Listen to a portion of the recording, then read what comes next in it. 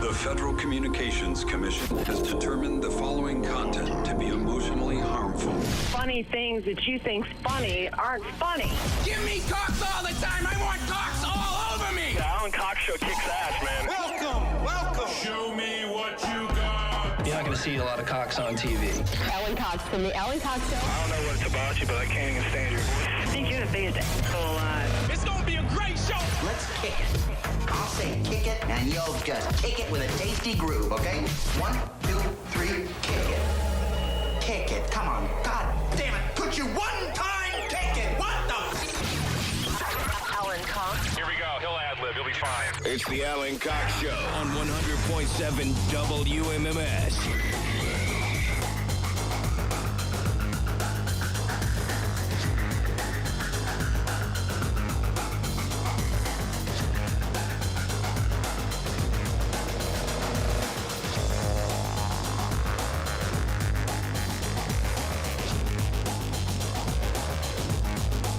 Hey, what's up, everybody? Good afternoon. Hi there. Greetings. Welcome.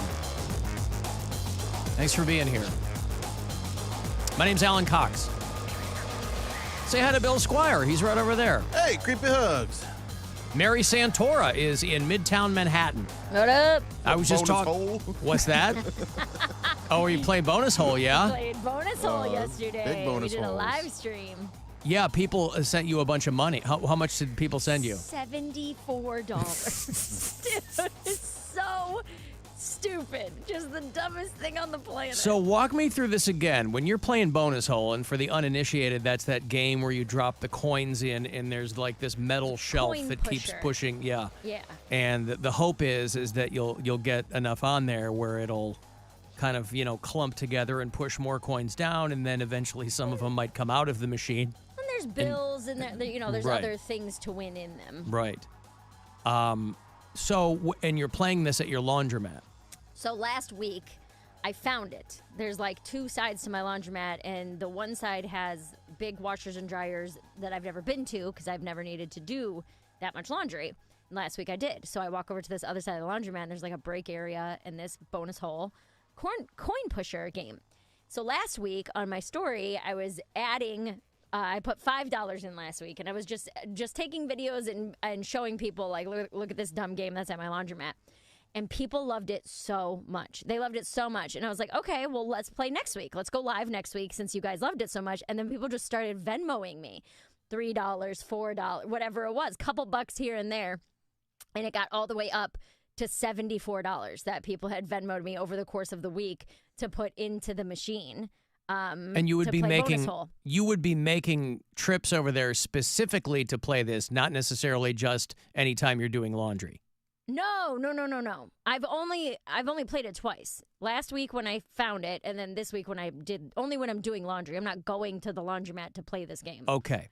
That was my question, because I'm like, well, if people are sending you money and you're doing live streams, I thought maybe you're making trips just to do, hey, it's guys, another bonus hole thing today. Well, yesterday was the first, one that I did live on Instagram, and we averaged, 200 people watching me play this game for, 77 minutes. I played this game, because it's like... Well, then how do you use the money people send you? Well, they Venmo me, and then I just use my own cash. Right. Well, but... What do they get out of it for Venmoing you the money? Nothing. First of all, I did not tell anyone to Venmo me. People just started doing it, and then I made a post like, how dumb is this? I've already gotten $10, and then more and more people were doing it. Yeah, I thought your post said Venmo me a little something. I did that yesterday where I was like, if you guys want to see this again next week, send me money. It's just like if you're donating $2 to get an hour of entertainment. Oh, I see. So it's not like you... Okay. I was like... Wait, so people are hoping for a return on their donation? No, because nobody's putting in $60. Right. It's a bunch of people. That's what confused me. $1 me. or two. No, yeah. So to get to $74. I mean, how much do you think is even in there if you were to win That's every what I told them. I was like, when I went live yesterday, I was like, guys, there's not even $74 in this machine. There's probably $100 in there. So nobody is in this to make a profit. It's just a silly kind of mesmerizing game that you play, and you're like, I'm like commentating. Do you have your prizes with you? Yeah, and interacting with people on the live stream, and so it's just a silly thing to do on a Sunday afternoon. I don't think anybody's like, we're going to make money off of it or anything like that. Yeah. I won. The whole video's up on my Instagram if you want to see it at Mary Santora Comedy. But yesterday, big prizes. Won his and hers matching bonus hole watches for Brian and I. Wow. This is so dumb. Can you please take them to the Diamond District and get them appraised? They're gonna be like, you found this in the trash. This is worth $2. But like, These are go in there, $4.50. go in there, like, and be completely serious and sincere, and be like, I won these as a prize. No. and This they is a have to family be- heirloom. My I was grandmother honestly- just died, and she gave me these. I found these in an estate sale or something. Before I send these to the road show, what's the show? Antique Roadshow. Antiques Roadshow guys, Mark L. Wahlberg. I want to know how much these are worth, and they'll tell you. Yeah. These are about $2.50 a piece, and then you should break down crying, sobbing. I can't believe that. Yeah. The last 15 minutes of the video is when both the watches drop, so it's more intense and exciting. But there are people who are like, I watched all 80 minutes of this. I sat here and just watched you do this. Well, it does have a mesmerizing quality. Yes. Yeah. Yes. And like I said, I'm like, people are commenting, and I'm trying my best to like interact with the people on the live stream while I'm playing the game. But I need both hands to play the game, so I can't really be focused on my phone. Also, I feel like a psycho when I walked in and asked this little Asian woman, I'm trying to use the coin machine discreetly, but it wouldn't take my money. So I'm like, damn, I have to ask her. And she's like, I'll help you. Like, how much do you need? And I said $74. And she turned and her eyes got all wide and she goes, what? Just like that. And I was like, $74. And she goes, okay, I'll do it. Like, and she like did it for me and gave me $74 in coins. But she was blown away because I only brought one She's basket like, what am I, of a laundry. bank? Well, I mean, I'm a customer. She's like, I don't care what you do with it, But yeah, I only brought like one basket of laundry in. She's like, there's no way this late. And then they saw me setting up my camera, and they were having lunch next to me while I was playing, her and her husband, the two owners. Can't So imagine what they're thinking. anytime Mary's got a hamper full of stinky skivs, there's going to be a bonus hole live stream coming up then. Yeah, that's what I figured. Like once Yeah. a week I usually do my laundry on the weekends. So we'll just do a live bonus hole stream. I'm already up to like $32 that people have donated for next week's bonus hole. It's just a very dumb thing, and everyone agrees, and everyone's making jokes, and it's very silly and very fun, and yeah, it's just kind of like a. And you got to be there anyway. Yeah, I have to be there doing my laundry, so So I'm it like, gives yeah, you why something to not do, yeah. hang out with these 200 people, and we'll all play bonus hole together. We won the bonus hole, which it's like there's a hole in the middle of the playing field, I guess you would call it, where the coins can drop into, but they don't come out like the chute, right? So those aren't coins you win, and that's the bonus hole. And it says once the bonus hole fills up, then they all drop. So it's around the 30-minute mark of the video that happens. And how much was that? $13. Wow. $13, because I'm just standing there, and then you hear like ching, like you hear all the change fall, but I didn't put any money in. I was like, and I got so excited on the game. I was on the live stream. I was like, oh my gosh, you guys, I think that was a bonus hole. I think that was a bonus hole. Was that your biggest haul so far in bonus hole? Well, we did. $13? No, we didn't win anything. Oh, I Because see. people kept saying, put it back in, put it back in. And I'm like, this is your guys' money. If you want me to put all of this money back into the game, I will do that, So Yeah.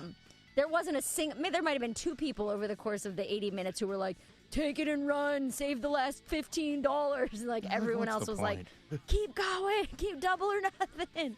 Mary's But it like was very those. silly. The fact that you got that second watch was really funny, though. I got the second watch with my last 50 cents. Yeah. The last two quarters you're like that went in. you're like pushed ready it over to the like ledge. walk away, and then because it's such a light watch, you could hardly Oh, tell that God. it like fell. It was so funny. It's very funny. So funny. It's so dumb. And I was just like, when the second watch dropped, I was laughing so hard I was crying. Like I had tears in my eyes.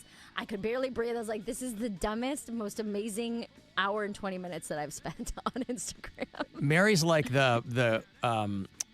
Mary's like the girls that are like on OnlyFans draining dudes' wallets because that's their kink. I would love Like to the do guys that want you to like empty their bank account and they Oh, just yeah. keep Venmoing you money for bonus hole. that. But yeah, these people are just, like I said, $2, $5, whatever. I think the most, last week someone sent $27. This week someone sent $25. So those are like the most amount that any one person has sent, but it's mostly just a couple bucks here and there. And they're like, yes, I want to sit here and watch you play this coin pusher game. I got nothing else going on a Sunday afternoon. Let's do it. That's not a bad thing. If this really takes off, though, I've already got bonus hole merch in mind. Bonus hole champion. Bonus hole panties. No bonus hole panties. No. But, yeah. So it's fun. It's silly. It's stupid. Bonus it's on hole my panties Instagram would be if you want to watch it. Well, you stumbled into something entertaining. Yeah, and it's dumb. and mindless. Yeah, that's the best kind of entertainment. Yes. Most and times. It was so funny because people were commenting how surprised they were that they liked it. Like, people are on the live stream like, I love this, and I don't know why. I can't stop watching. I never even heard of a machine like this until right now. Anticipation of something dropping is it pulls you in. I'm surprised. Because it gets so close, you go, and then you're like, well, I'm just gonna watch for another, and then I've been sucked into crap like that before. I'm surprised so many people told you they'd never seen one of those. Like, one of those machines is in every arcade ever. Yeah. And it's just a money drain, right? You just put coins in there and nothing happens. Yeah. You So got to do it for 45 or 80 minutes, however long you did Well, it. and that's almost exactly how long it took my laundry to dry. So I was like, this is perfect. But then on the opposite end of it, people who are like, what am I watching? There were people telling me strategy where they're like, use the skill stop and then line up a whole row of coins and then do this. And then, oh, you see how that is? Go ahead and bunch them up on the right side. Like, there are people so into it who you could tell have played this game multiple times before. So with probably zero results. I mean, this is not Nobody a game on there is where- going, do this. I won $5,000 from bonus hole one time. Well, there's like high limit versions of this in casinos where they'll stack up like poker chips or stacks of hundreds or whatever. But in order to buy a quarter to play on those, it'll cost like $5,000 per quarter. So there are like high limit versions of this, but nobody's in here to make money. We're What I just love is the goofing game. off. I like the game in arcades that is similar to the claw machine, except it's the one that's got the razor blade that you have to try to cut the twine and get the Xbox to drop. You ever see I've that? never seen It's got like that, a no. tiny scissors or a razor blade, and it's probably dulled down to nothing. So, nothing's going to happen. But There's this girl along that I those lines. see from time to time on Instagram, and she does these mystery lockers in Japan where you put in like $20 or $30, and some of them have crazy prizes. You get iPads or Nintendo Switches or anything like that, and then a lot of them are just keychains. But people are addicted to them because they love It's the thrill. The mystery. thrill of it, yeah. The reveal. Because even though you put in $100 and you get 4 keychains, but if you get one iPad or one Switch, they're like, oh, hey. I made out. Yeah, I win. It's like a stripped down version of Storage Wars. Kind of. Hey, what's in there? A sarcophagus or nothing? I'm going to take a break. David Njoku from your Cleveland Browns is going to join us later on. He's got a celebrity softball tournament we're going to be talking to him about shortly. So we got that coming up. Next chance for you to grab some money, $1,000, courtesy of the Buzzard Bookie. You're going to hear that next keyword on the way at 2:30. It's the Alan Cox Show. Everywhere on our free iHeartRadio app. Or whatever smart device you have. Just tell it to play the Alan Cox Show on iHeartRadio. Kia of Streetsboro. Stop in and see how much you'll save. Kia of Streetsboro. Kia of Streetsboro.com. It's time to hit the road with a brand new Kia from Kia of Streetsboro. We're bringing you the hottest deals of the season. Get behind the wheel of a brand new 2024 Kia Forte LXS for just $249 a month. Sign and drive away with zero do-it signing. That's right, zero, zilch, nada. Enjoy a 36-month lease with 10,000 miles per year. Plus, take advantage of an exclusive 3.9% APR up to 48 months. Or elevate your summer adventures with a 2024 Kia Sportage LX. Just $299 a month. Sign and drive. Again, zero do-it signing for a 36-month lease and 10,000 miles per year. Plus, take advantage of 1.9% financing up to 48 months. Don't wait. Make this summer one to remember at Kia of Streetsboro. KiaofStreetsboro.com, where the thrill begins. Kia of Streetsboro. Kia of Streetsboro.com. These offers are subject to taxes and applicable fees. Residency restrictions apply. Expires 5/31/24. See dealer for additional details. Start clean with Clorox because Clorox delivers a powerful clean every time. Because messes happen. Because I got the charcoal mask. Great, because why would I put that on my face when I could drop it in my sink? This is what I get for multitasking. Ugh, why is charcoal so sticky? Hello? Hey, Janice. I am so sorry. I thought I was on mute. No, we don't need to reschedule. I'll just stay off camera. Ooh, yeah, that happens. So start clean with Clorox. Use Clorox products as directed. Have you lost Ohio Medicaid? At healthcare.gov, you can find a low-cost, quality health plan. Do plans cover doctor visits? What about emergency care? And prescriptions? All covered and more. Plus, with the new law, 4 out of 5 customers can find a plan for $10 or less per month with financial help. Healthcare.gov is here for you. Enroll today for coverage starting the 1st of next month. Paid for by the U.S. Department of Health and Human Services. WMMS and Miller Lite want you to have the ultimate Guardians game day. Just swing past any participating Giant Eagle locations. Scan the QR code and you could win a 4-pack of tickets and be registered for the ultimate Guardians game day, which includes tickets to the game, food and beverages from WMMS and Miller Lite. The celebration continues at the all-new state-of-the-art Spitzer Motor City Jeep Ram. We're celebrating our grand opening by giving you more selection. Now shop over 400 new vehicles. Get more savings with additional Spitzer discounts, additional factory incentives on all new Jeeps and Rams during the It's the Season event, and huge trade allowances that you won't find anywhere else. Swag more, spend less during the grand opening of the all-new Spitzer Motor City Jeep Ram. Our world revolves around you. Mattress Firm's Memorial Day sale is here. Save up to $500 on select adjustable bed sets like the all-new Temper Adapt collection with advanced pressure relief to help reduce aches and pains. Plus, get a $300 instant gift for pillows and more. Hurry into Mattress Firm today. Do you know someone struggling to figure out their mental health benefits? The Mental Health Insurance Assistance Office is here to help. Find us at insurance.ohio.gov/GETMHIA or call us at 855-438-6442. Don't wait. The Mental Health Insurance Assistance Office can help you figure out what mental health insurance benefits may be in their plan. Call us today at 855-438-6442.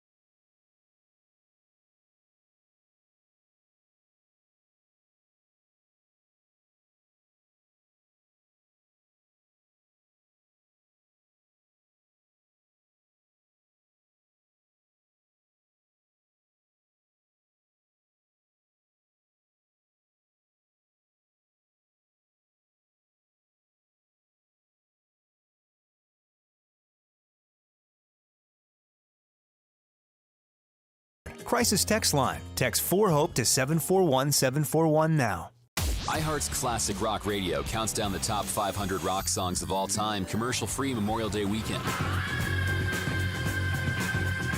The best of the best, from Zeppelin, Tom Petty, Nirvana, The Stones, and so many more.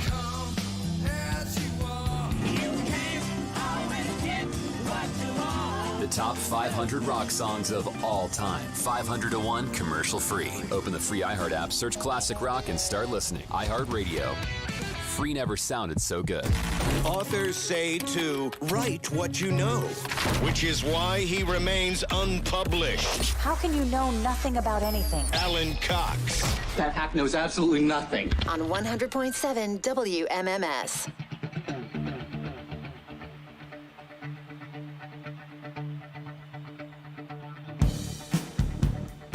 This was such a good goddamn show last night.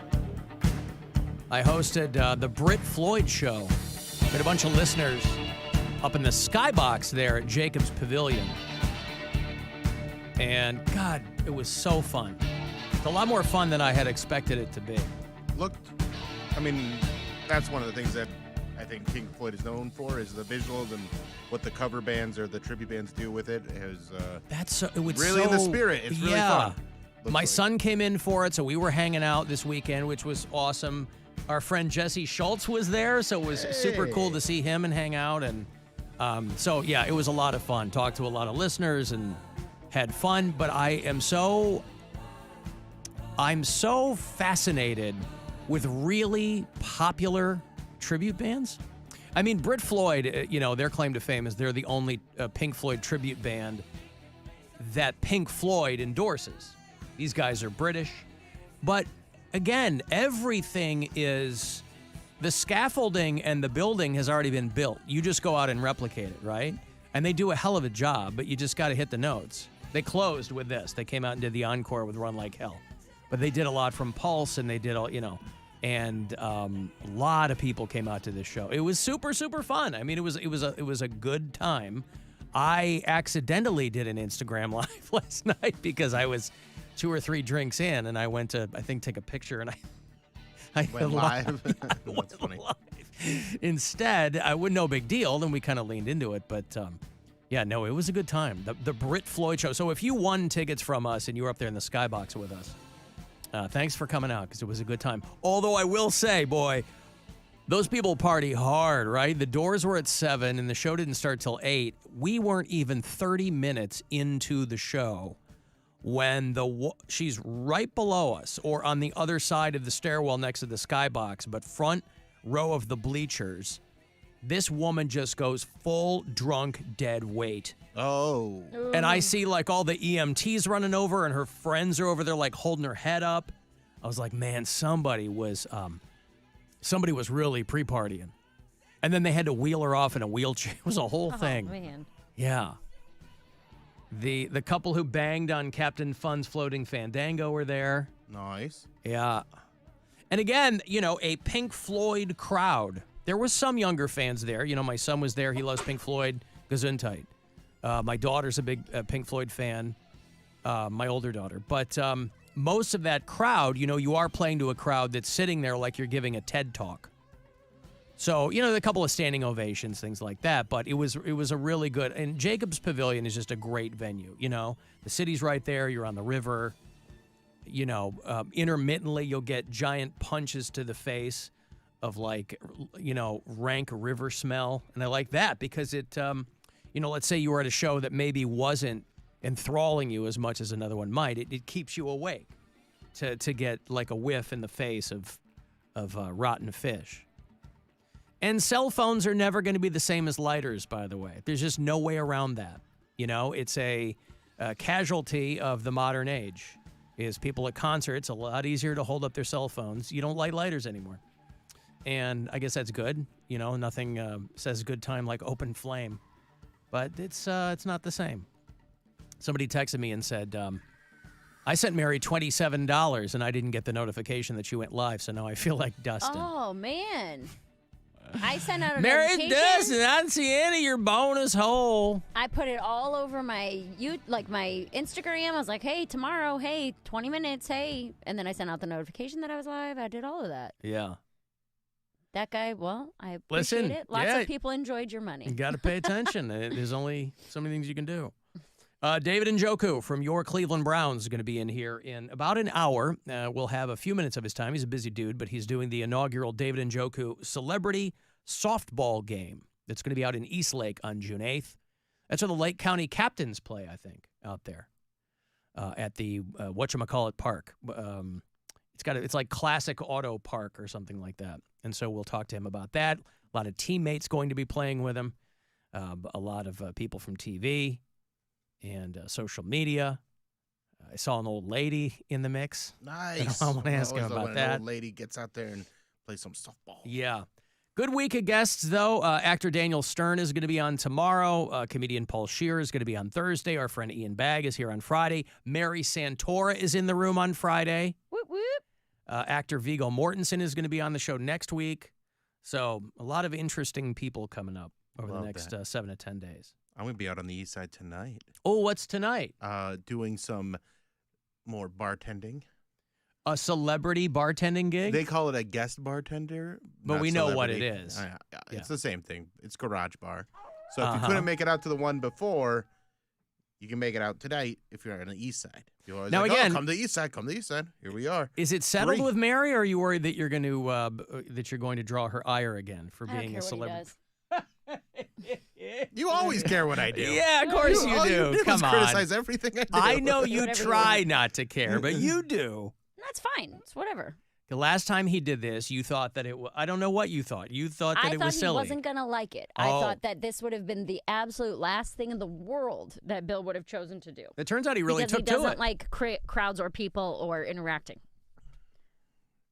Yes, but he frequently finds both of you frequently find yourself in front of crowds performing. No, that's completely different. And what Mary's got, and we've been over this.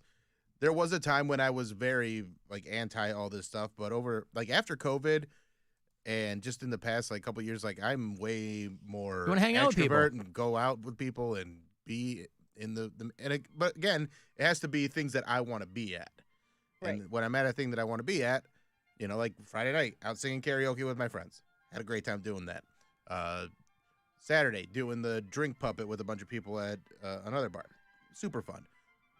Doing this tonight, starting at 7 o'clock at Garage Bar in Do you Willoughby. bring the drink puppet out with you and then just people come over? No, that was for a specific event that I was. I see. I was asked to bring it for. You've become drink puppet guy. Yeah, just for. It was. Yeah, it was. Because you have one. I have one. Yeah. So people that know, we're like, hey, bring this.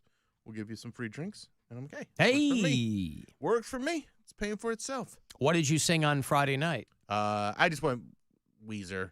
Say it and so. Okay. But then my girlfriend sang, and she's saying, she's a great singer, and she's saying, Give Me One Reason by Tracy Chapman, and just killed it so hard. She was so good.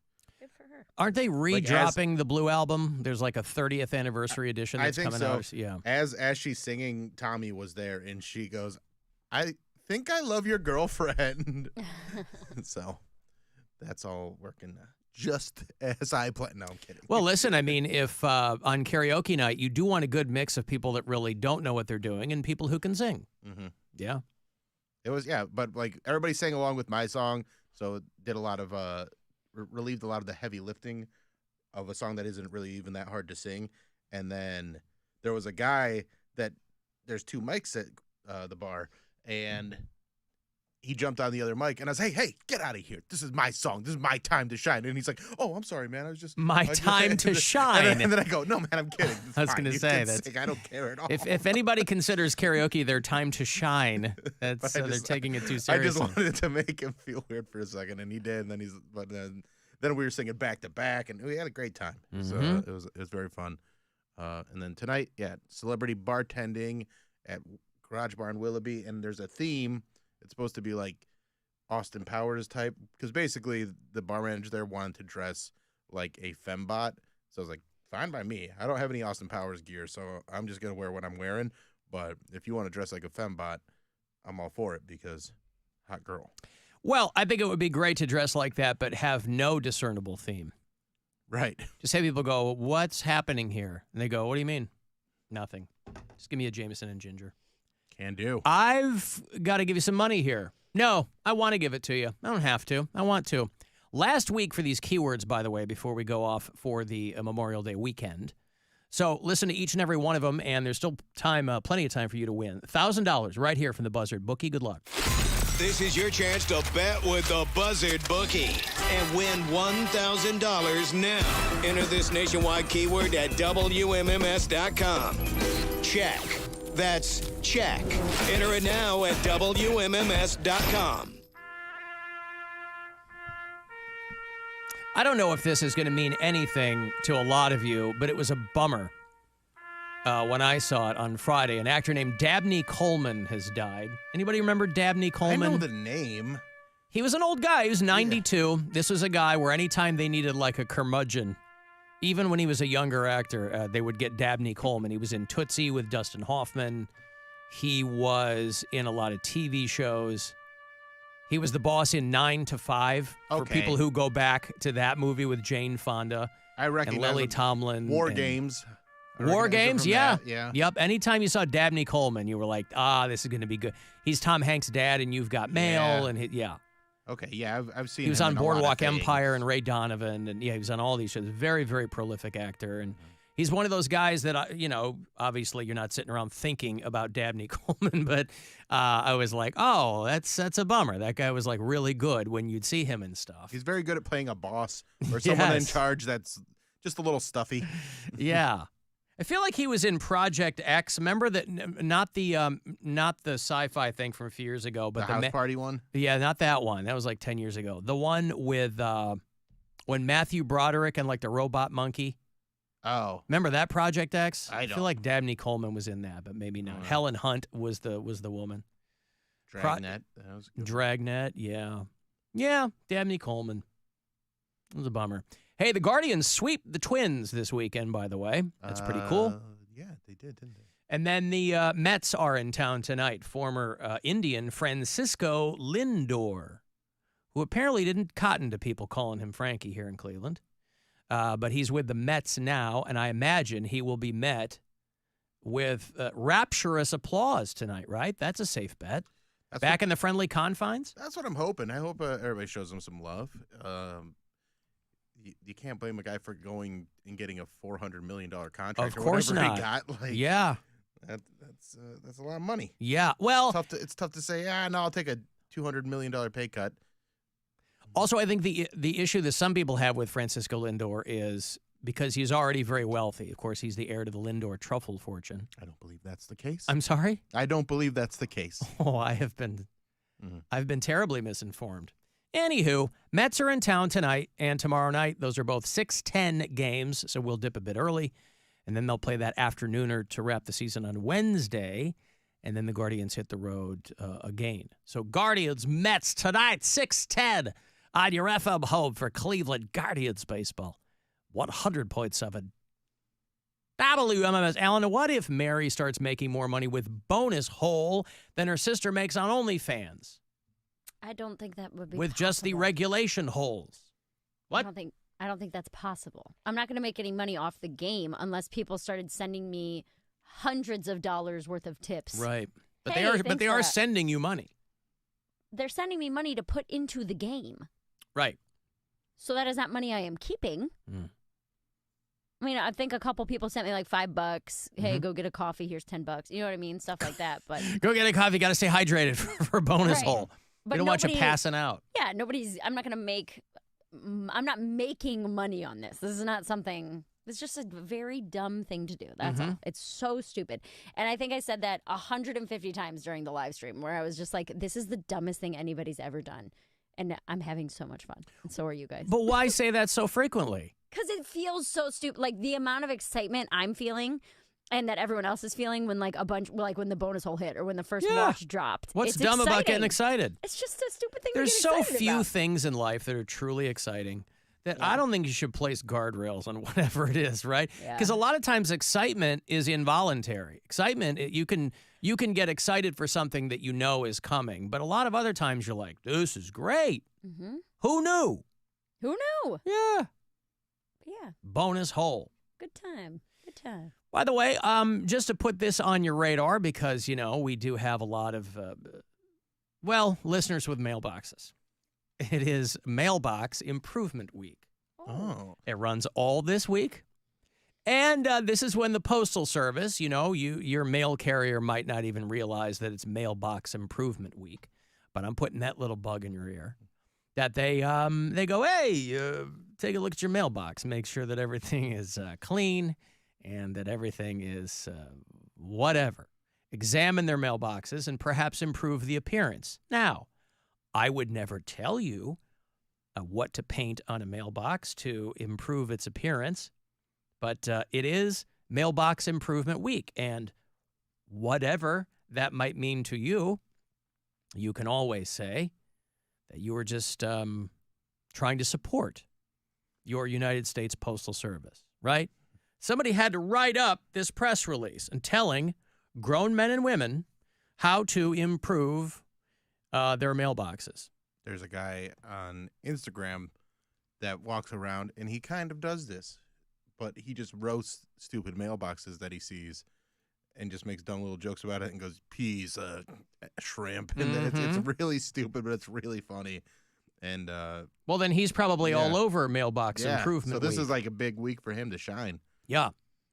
So, they do offer suggestions. You can replace loose hinges on your mailbox door. Now, I grew up with a mailbox on a post. But, of course, now on my house, a lot of people just have the mailbox on the house. Some people grow up with mail slots. You're not going to, make sure that you check those hinges. I have to think that mailbox. I miss pound cake. What? You said mail slots and it just made me think of pound cake. M-A-I-L. I know what you meant. Yeah. I'm just saying the words are. Mm-hmm. Homonyms and such. Check your mail slots and make sure that they are tight. Make sure those mail slots are tight, Bill. Yeah. And that your hinges aren't loose. Is anything rusty? Again, I don't think that people give a whit about the state of their mailbox, but the Postal Service has got to do something to keep justifying these them raising the price of stamps. I don't even know what stamps cost, but they keep saying that they're going up. And so that's a bit of a catch-22. There's fewer and fewer people who actually need to mail things, but the price of doing that keeps going up. So anyway, for people who are checking their social calendars, Mailbox Improvement Week is this week, so act accordingly. I would never tell you to go back and, watch old episodes of Beavis and Butthead for ideas, but that could be part of it too. I've got to take a break.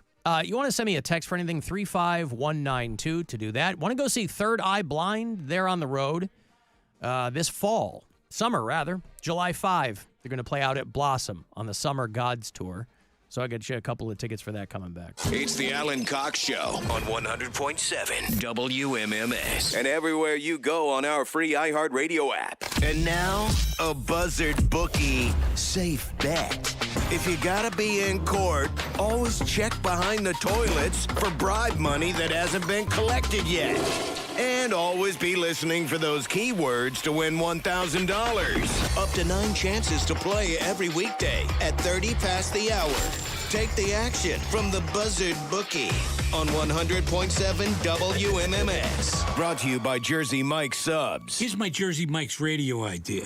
I'm a ninja warrior. By night, I walk unseen. By day, I'm at Jersey Mike's, where they freshly slice my sub just for me. My blade is called Shadow. Theirs is called Meat Slicer. Jersey Mike's, a sub above. This is Katina Mobley. This is what's trending from iHeart Sports Network. Presented by Mercedes-Benz. We'll start with baseball, where the Guardians and the Mets will open a series at Progressive Field tonight. Right-hander Ben Lively takes the ball there for Cleveland. Pro Football Focus ranks the Browns' defensive line as the best in the NFL, citing the team's offseason additions and their depth. And Kentucky prosecutors are planning to drop charges against golfer Scotty Scheffler after his arrest during the PGA Championship. I'm Scott Davidson. The fully electric EQS sedan from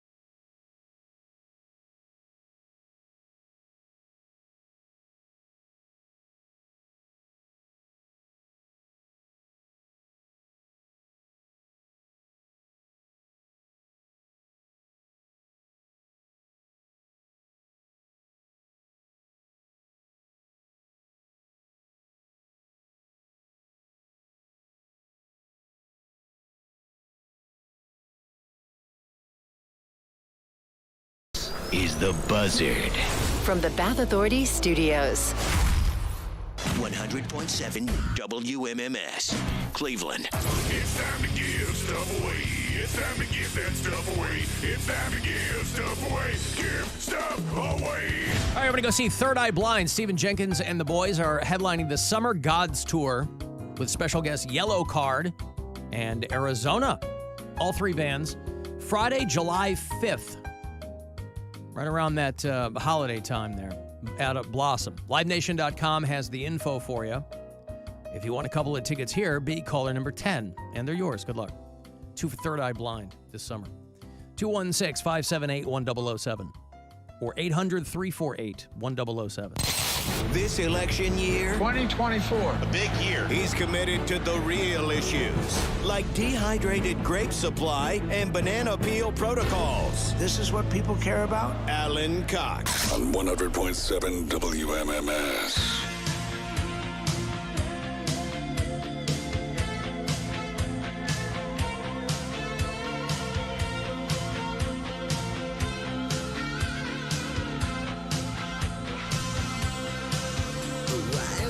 Who is this, Mary? This is John Bon Jovi. It's not, but I absolutely Aerosmith. understand how you would come to that conclusion. No, this is a band called Def Leppard. That's right. Cleveland, Ohio, you were very close. You were Def Leppard adjacent.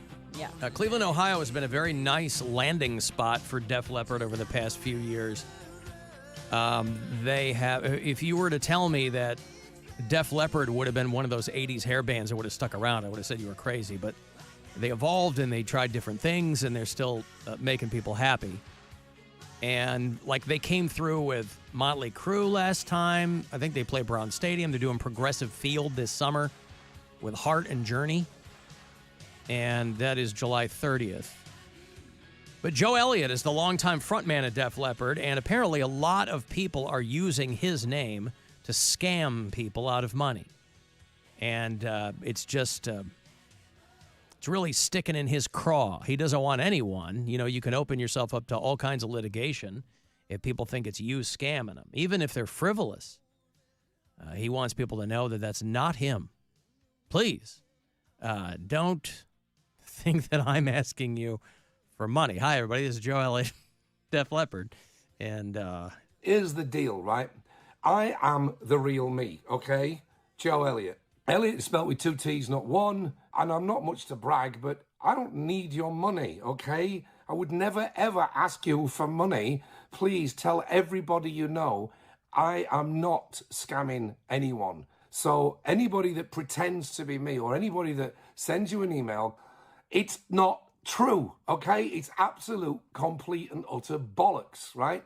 So don't fall for this awful thing that's going on here with people trying to scam money. And look forward to seeing you all, the real me, seeing you all on tour this summer in the States, starting in July. Till then, take care and don't fall for this scam. It's not me. Mm-hmm. That's right. So if Joe Elliott says he needs money for bonus hole, Yeah, it ain't that's him. not really him.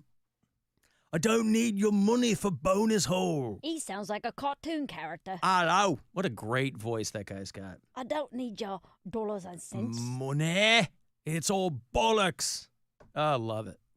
Yeah, so Def Leppard, they're still killing it, man. They're still out there playing big, big stadiums. And they're going to be coming through this summer. I imagine we might have some tickets for you at some point. Well, as it turns out, listen, and this is not shocking to anyone, you know, as much as people might have gotten upset with the whole Harrison Butker situation, it should surprise no one that his jersey right now is the best-selling jersey in the NFL.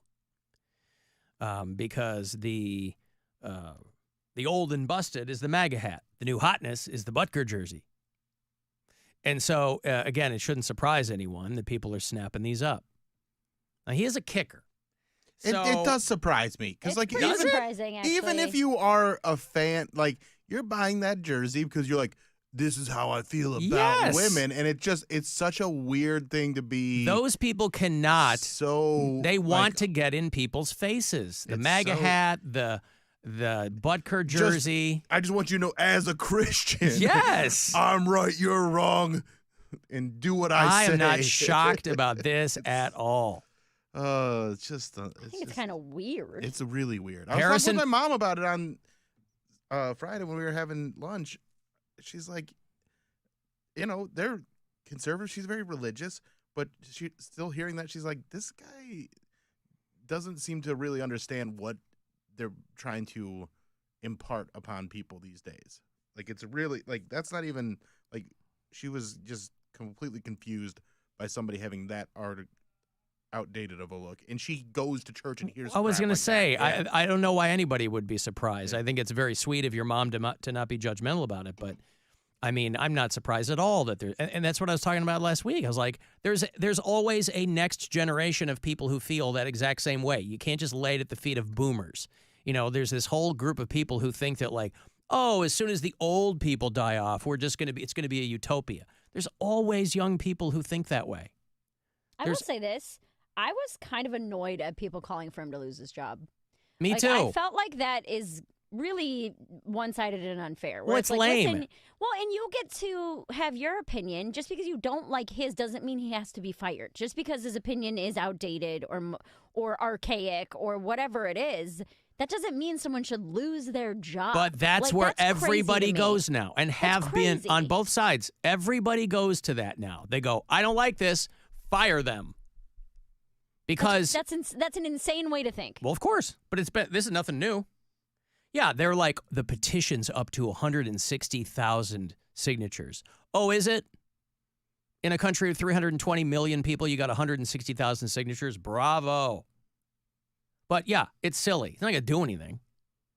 Travis Kelce and Harrison Butker are now the highest-selling jerseys of the Kansas City Chiefs, and at least at the end of last week, the Butker jersey was the best-selling jersey in the NFL. So Mahomes has got to feel weird about that. Also, like what? I'm trying to be a cool guy over It's also here. the time of the year when jersey, like, he sold the most in a week because he's the only person that was in the news last week. So it's not like he's selling anywhere near the amount of jerseys during the season, but because it's a slow time of the year for jersey sales, and he gets the news, and then maybe 1,000 people buy a jersey, it's gonna be like, oh, that's the most jersey sales we had this week. No, absolutely. Yeah. But the fact remains, even if he only sold 1,000, that's 1,000 people who are like, yes, yeah, of course, I need to support that guy. Mm-hmm. I want everyone to know, because that's all that jersey tells you. This isn't a guy anybody was talking about, right? No, nobody talks about kickers, really. In his defense, this guy he's broken some records. I mean, he has had the illustrious career so far in the NFL. But nobody was really talking about the guy. So, if you buy that guy's jersey, there's only one reason you're buying that jersey right now. Because of that speech. Unless you're like an up-and-coming kicker and you bought it just before you heard about that and you're like, oh, man, this is my guy. Yeah. Oh, no. He went, I'm an alum from whatever college he went. Where did he go? He went to Georgia Tech or something like that. Did anything ever come of that girl's TikTok? We played it last week where she was like, didn't you hook up with one of the male cheerleaders at Georgia Tech? Was she trolling or? I don't know. I haven't seen any really. I haven't seen any like people coming forward saying, no. Oh, I definitely hooked up with him on the low or whatever. Right. Hey, if you listen to us on iHeartRadio, you can always leave us messages there. There's a little talkback button for you. Alan, Rich down in Jacksonville, Florida, listening back to the podcast. And you guys are discussing friends and sexual relationships with friends. And if they're really a friend, if you're sexually attracted to them. Mary and Brian, they hooked up, but then they agreed that they weren't really ideal for each other, and they split. How did they maintain a relationship afterwards to, again, hook up later? Anyways, hate the show. Bye. How did that happen? We never hooked up. We went on a couple dates, and I got really busy on the road and said that I didn't have time for a relationship. Oh, you didn't hook up. We never hooked up Gotcha. the first time that we dated. And then he said he didn't want to do anything like, he's monogamous, and he doesn't do like open or friends with benefits, that he's not good in those situations. So we stopped talking. And so it wasn't that we decided we weren't good for each other. It was just that the timing wasn't right. And then like a year later, we got back together. That's it. We weren't like actively hooking up and then we're like, this is bad or this is wrong. Let's stay friends. No. Well, no, not wrong. I mean, that's kind of silly. But yeah, okay. Well, there's your answer, Rich, down there in Jacksonville. So I get regular AI song submissions from listeners. And this guy, Ray, sends them pretty frequently. And I've played a couple. They're funny. But I've noticed that the songs he sends me now, they're all about Mary. But more to the point, they're about how Brian sucks and Mary should fall in love with Ray. That's what all these songs are about. So they're about, like, your feet or your cleavage or how, like, you know, Brian's not the guy for you, and you're going to be dreaming about Ray. I'm not. You don't know that. You don't know Ray. You're right. I don't know Ray. He might be a real mensch. What if all this was, you believe in fate, Uh-huh. everything, the invention of AI, Uh-huh. you moving to New York, is all so that you and Ray could fall in love and be together forever? I highly doubt it. Someone really is picky and choosy with when fate. I'm not picky and choosy with fate, but I doubt that a random radio listener who is telling me my boyfriend sucks via AI songs is the guy for me. That's Especially- literally as random as fate. Especially that I have never met this person. Yes, No, even don't more know so. anything You're about proving them. fate's point, I Mary. bet Anything you've about met them? him a lot of times. This could be a meet cute waiting to happen. Do you want to hear his latest submission? Sure. It's called Southern Charm. She's got a special flair with her pretty smile and her flowing dark hair. She's got these feet that take you down an old country road. Her cleavage, well, it's a story to be told. Cleavage. Now, Brian, he's a fella. He's got his eyes on her. But Ray's been enchanted. He's got plans for sure. Uh-oh. He's gonna love and worship every inch of her toes. And Brian, And Brian. well, he'll be left in the shadows. Oh, Mary, with your feet so fine, you make the fellas lose their minds. But when Ray comes a-knocking, it's plain to see Brian will be left, oh, so jealous and green. Brian will be left so jealous and green. Oh, I Well, love it. first of all, Yeah, the first Ray sends line- me these songs. He goes, hey, check this out. And I'm like, I'm sensing a pattern here, Raymond. The first line of that song is with her hair flowing, long dark hair yeah. flowing. My hair is blonde. My hair has been blonde for years. Well, maybe this is how he sees you, Mary. Maybe he's My hair is colorblind. literally not dark. Huh? My hair is literally not dark and hasn't been for, I can't even think of the last time my hair was dark. Maybe he has vision problems. Maybe he is casting his mind back to an earlier version of Mary, a prior iteration before your upgrade. Yeah, I don't know. maybe. Ah. To me, it sounds like he doesn't pay a lot of attention. Alan, I'm the girl who fell at the Brit Floyd concert last night. Oh, no. She said she wasn't drunk. It was a weed gummy that took her out. Oh. What was a fist size? This woman went like full. You should call in. She went like dead weight. People take too strong of weed gummies. I guess. Like people are taking like 100 and like 200 milligram weed gummies. I mean, do a little bit of detective work first. It's a Sunday night. I don't know. All right. Well, I'm glad. I'm glad you're okay. If it's you and you're texting me. Because it was like her friends were trying to hold her torso up and her head just lolling around, and then the EMTs are running over. And random fate stuff makes sense to Mary, but Ray being her dream guy is unfathomable. Well, this is Ray's perspective, not Mary's. Right. All we're trying to do is give Ray a chance. Oh, I don't have a dog in this fight. I'm just saying that if you go down the fate path, then anything could happen. It could be anything. Sure, Yeah. sure. That's the whole point, is Yeah. that you don't know, and the Never universe know. aligns it for you. Yeah. But this seems less of the universe and more of a guy who has a crush on me trying to shoot a shot. Mhm. You get what I'm saying? How Mhm. usually fate doesn't align by the hands of people. That's kind of what's... What if he ends up in the alley behind your apartment, because that song says he has plans? I don't like that. In a trench coat holding a boombox over his head. That would be... I will call the cops. I will call the cops. You'll call the cops. How did you find my my apartment. You travel to New York City to find That's the my sound of the police. Boy, that is really He's gonna going to do research on places they have bonus hole.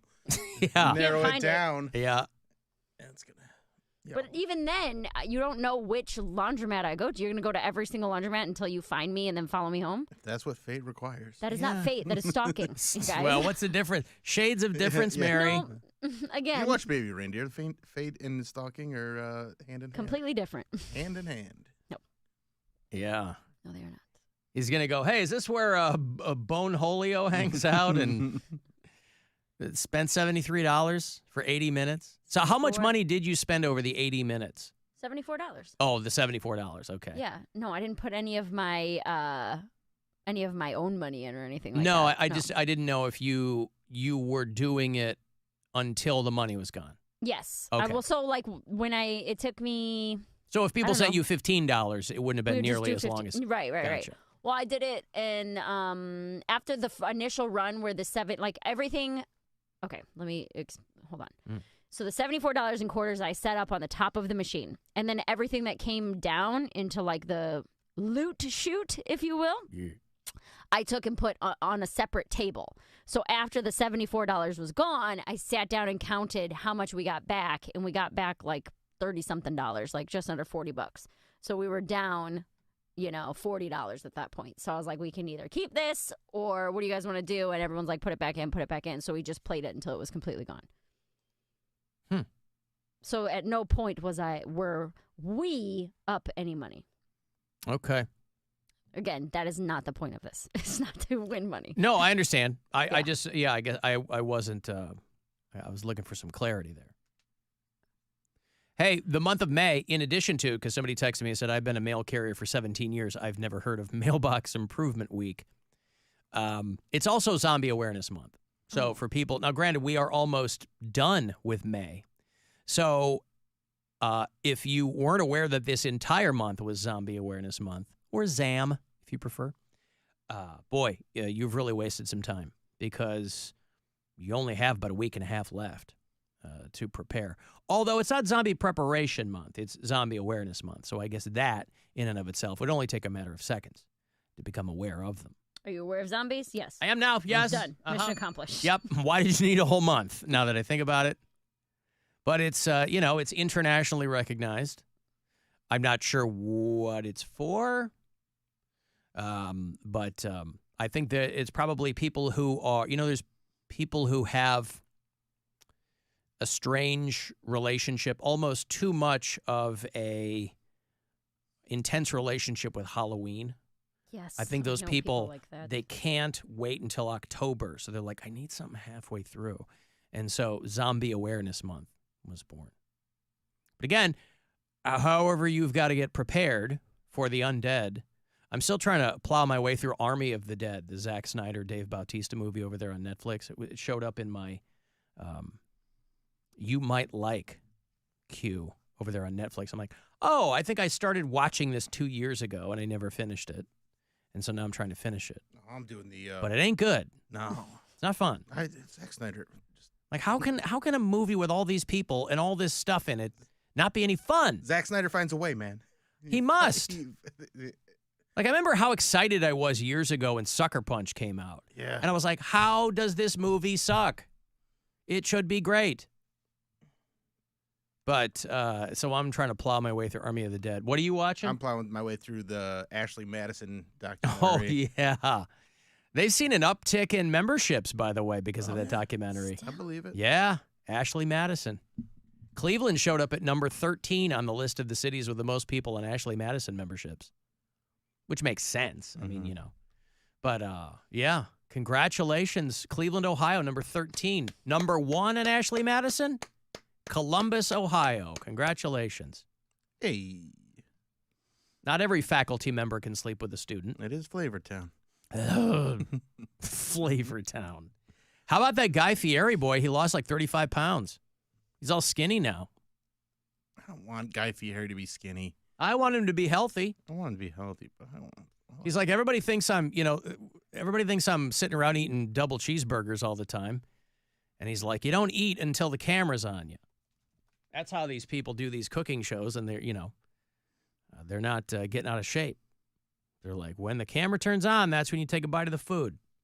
Oh, he looks pretty good, though. He does. Yeah. Good job. Good job, guy. Mm-hmm. Still out there trying to get people hip to his diners and burgers and I don't know whatever. His hair.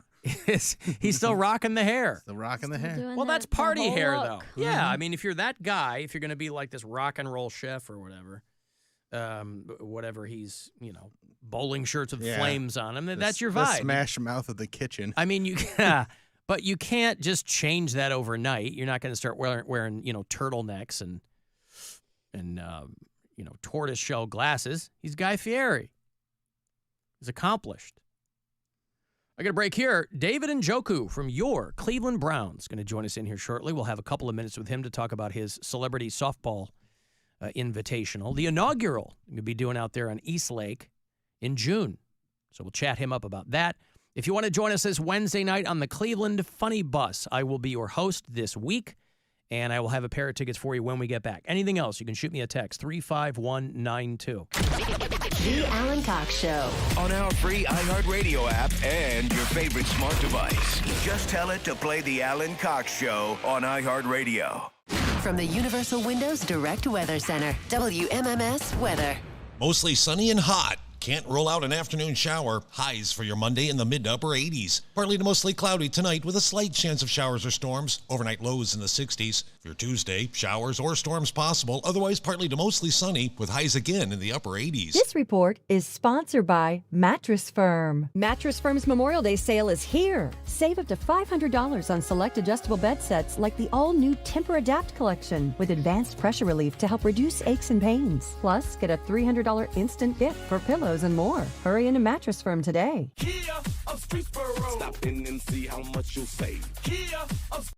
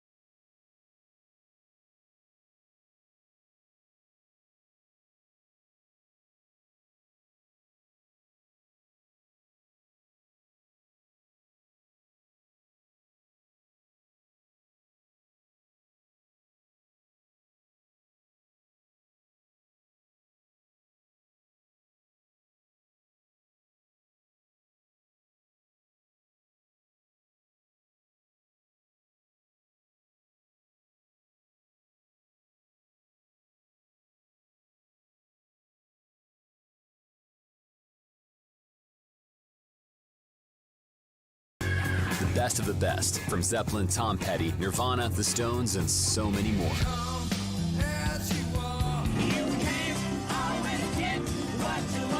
The top 500 rock songs of all time. 500 to 1, commercial free. Open the free iHeart app, search Classic Rock, and start listening. iHeart Radio.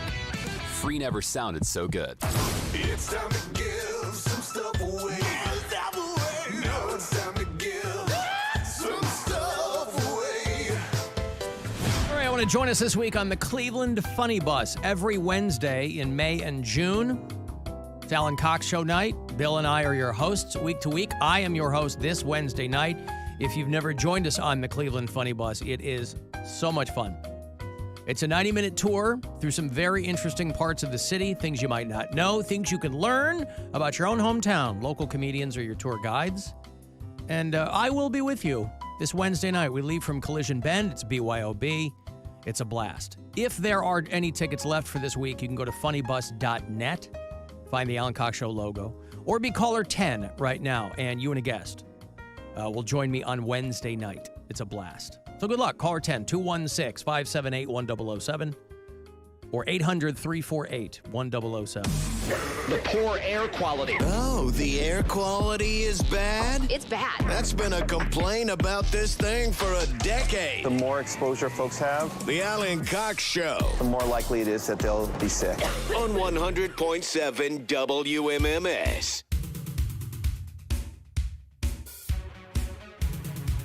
David Njoku from the Cleveland Browns is going to join us around 4 o'clock. He's doing the inaugural David Njoku Celebrity Softball Tournament. Tournament Invitational, something like that. So we'll chat with him about that. I've never met the man, so I'm excited to talk to him. Your Cleveland... I met his brother at the Comedy Awards. His brother's a comic? No, he was a presenter for one of the awards. I believe he's a doctor. Oh, wow. Yeah. All right. Guardians sweep the Twins this weekend. Here at home, Mets start up tonight. 6:10 is the first pitch tonight here on the Buzzard. Francisco Lindor making his triumphant return to Progressive Field with the New York Mets. 6:10 tomorrow, and then they'll finish that series in the afternoon on Wednesday before they go out west to play the Angels and the Rockies through the Memorial Day weekend. The Timberwolves come back big to knock the Nuggets out. Your mom okay? I checked in on my mom. I haven't heard back. My mom is a Denver Nuggets fan, and I don't know how she's doing. I have to assume that she's all right. I would imagine that if something terrible had happened, I would have heard from one of my siblings. But the Timberwolves, it's been 20 years since they've gotten this far in the postseason, and they were way down at the half. So they came back. A lot of people didn't expect the Nuggets to kind of melt down the way they did, but they did. And those Denver Nuggets, a very, very good team. And the Timberwolves came back and beat them. And that just goes to show you what Kevin Love can do when he's with them, yeah? What Kevin Love, where's Kevin Love? He's not with the Cavaliers. He's with the Miami Heat. Kevin Love and the Miami Heat. It just goes to show you what his old team can do if they really put their minds to it and decide that they're going to get out there and start kicking some ass. So congratulations to them, Chauncey Billups and Anthony Bennett and all those guys on that team. The Pacers knock out the Knicks. Again, none of this matters because the Cavaliers are out as well. But for people who, you know, those they might be from those teams' fan bases. The Reggie Miller and the Pacers knock the Knicks out. I don't know who else is left. It's Celtics, Pacers in the Eastern Conference. Eastern Conference Finals, and then the Mavericks versus the Timberwolves in the Western Conference Finals. So there's only 4 teams left. I'm going to have Daniel Stern on tomorrow, and former commissioner of the NBA, been dead for 10 years. This is exciting. No, the actor is one of the Wet Bandits. Daniel Stern, not David Stern. Daniel Stern, that's right, is who I'm going to be talking to. And he was in a movie called Celtic Pride a long time ago. I love that movie with Damon Wayans? I love that movie. If I remember, I'll have to make myself a note. I want to talk to him about Celtic Pride. But he's got a memoir he's plugging called Home and Alone. Really? I'll wear my Home Alone shirt tomorrow. Will Well, you send him a picture of it? I will. I'll send him a picture of it. It says Wet Bandits. Yeah. Oh, that's a Home Alone shirt. Mm-hmm. I thought it was just a little bit of advertising. Nope. Oh. Well, there's that too. Cher is 78 years old today. 78 years old. And not coincidentally, she has done a complete 180 on getting inducted into the Rock and Roll Hall of Fame. And this is not that strange. You know, there's no shortage of artists who piss all over the Rock and Roll Hall of Fame until they get inducted. And it's the rare artist that maintains their animus towards the Rock Hall all the way through. You know, you'll have a Steve Miller along the way who's like, this sucks, screw you. But just about everybody else goes, it sucks, and then they get nominated and subsequently inducted, and all is forgiven.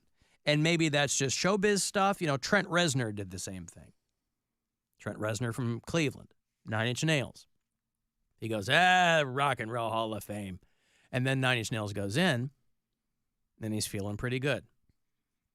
And Cher, who is getting inducted into the Rock and Roll Hall of Fame. And usually the animosity comes from the fact that these are people who think they should be in and are not.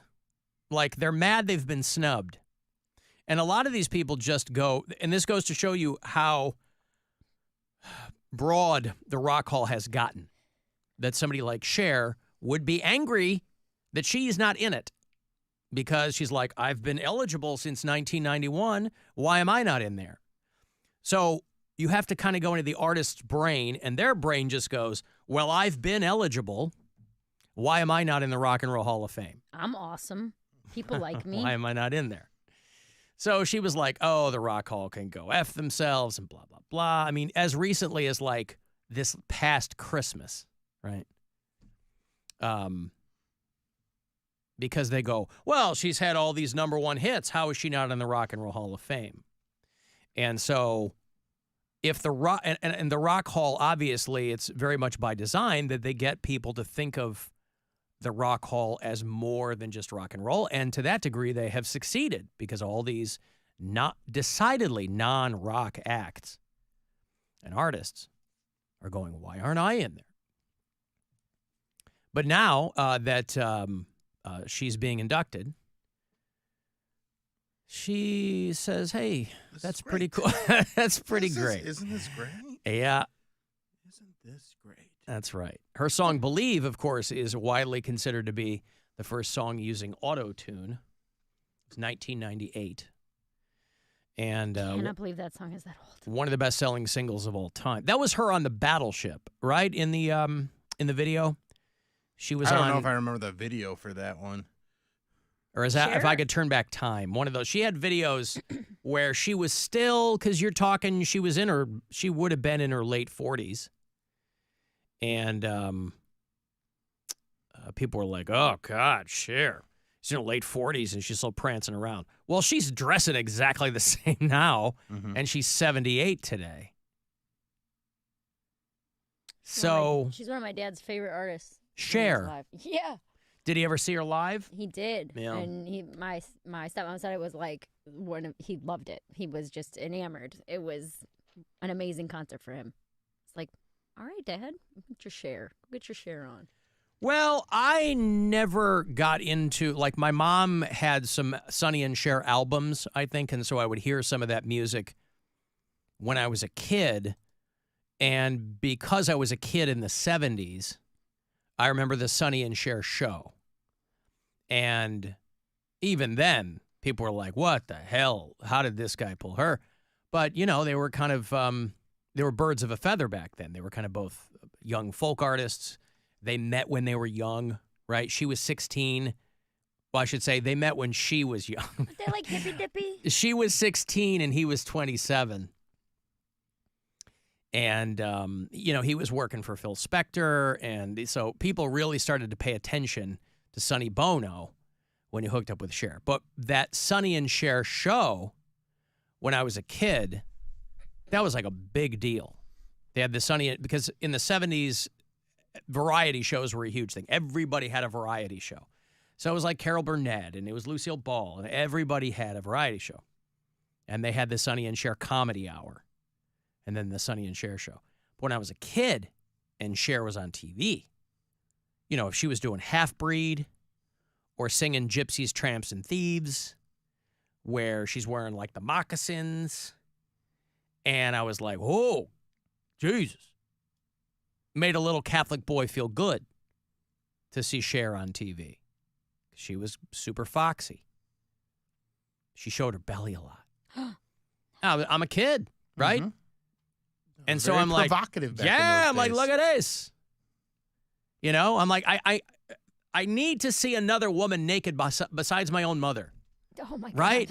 What a sentence. Jesus Well, Christ. I mean, nudity was not taboo in my house, so it was not a big deal. I'm glad that it was nothing hippie about it, but it was kind of like, calm down. You know, so it was like if my mom was running to get a towel after the shower or something like that, it wasn't a big deal. But, you know, she's still my mom. And then, of course, many years later, after they split up, Sonny Bono skied into that tree and died. But he was a congressman for a while, right? Yeah. Sonny Bono, when he died, I think he was a senator from California. Was he a senator? I think he was just Congress, right? You might be right. But he skied into that tree. Yeah, he was a representative from California's 44th district. That's right.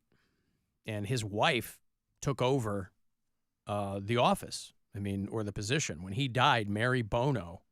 I don't know how that works. When somebody dies and their wife or their spouse just goes in. Like Mary Bono is from Cleveland, but she had lived out west for a long time, and she met Sonny Bono. And, you know, there was a guy in Minnesota many years ago who died in a plane crash named Paul Wellstone.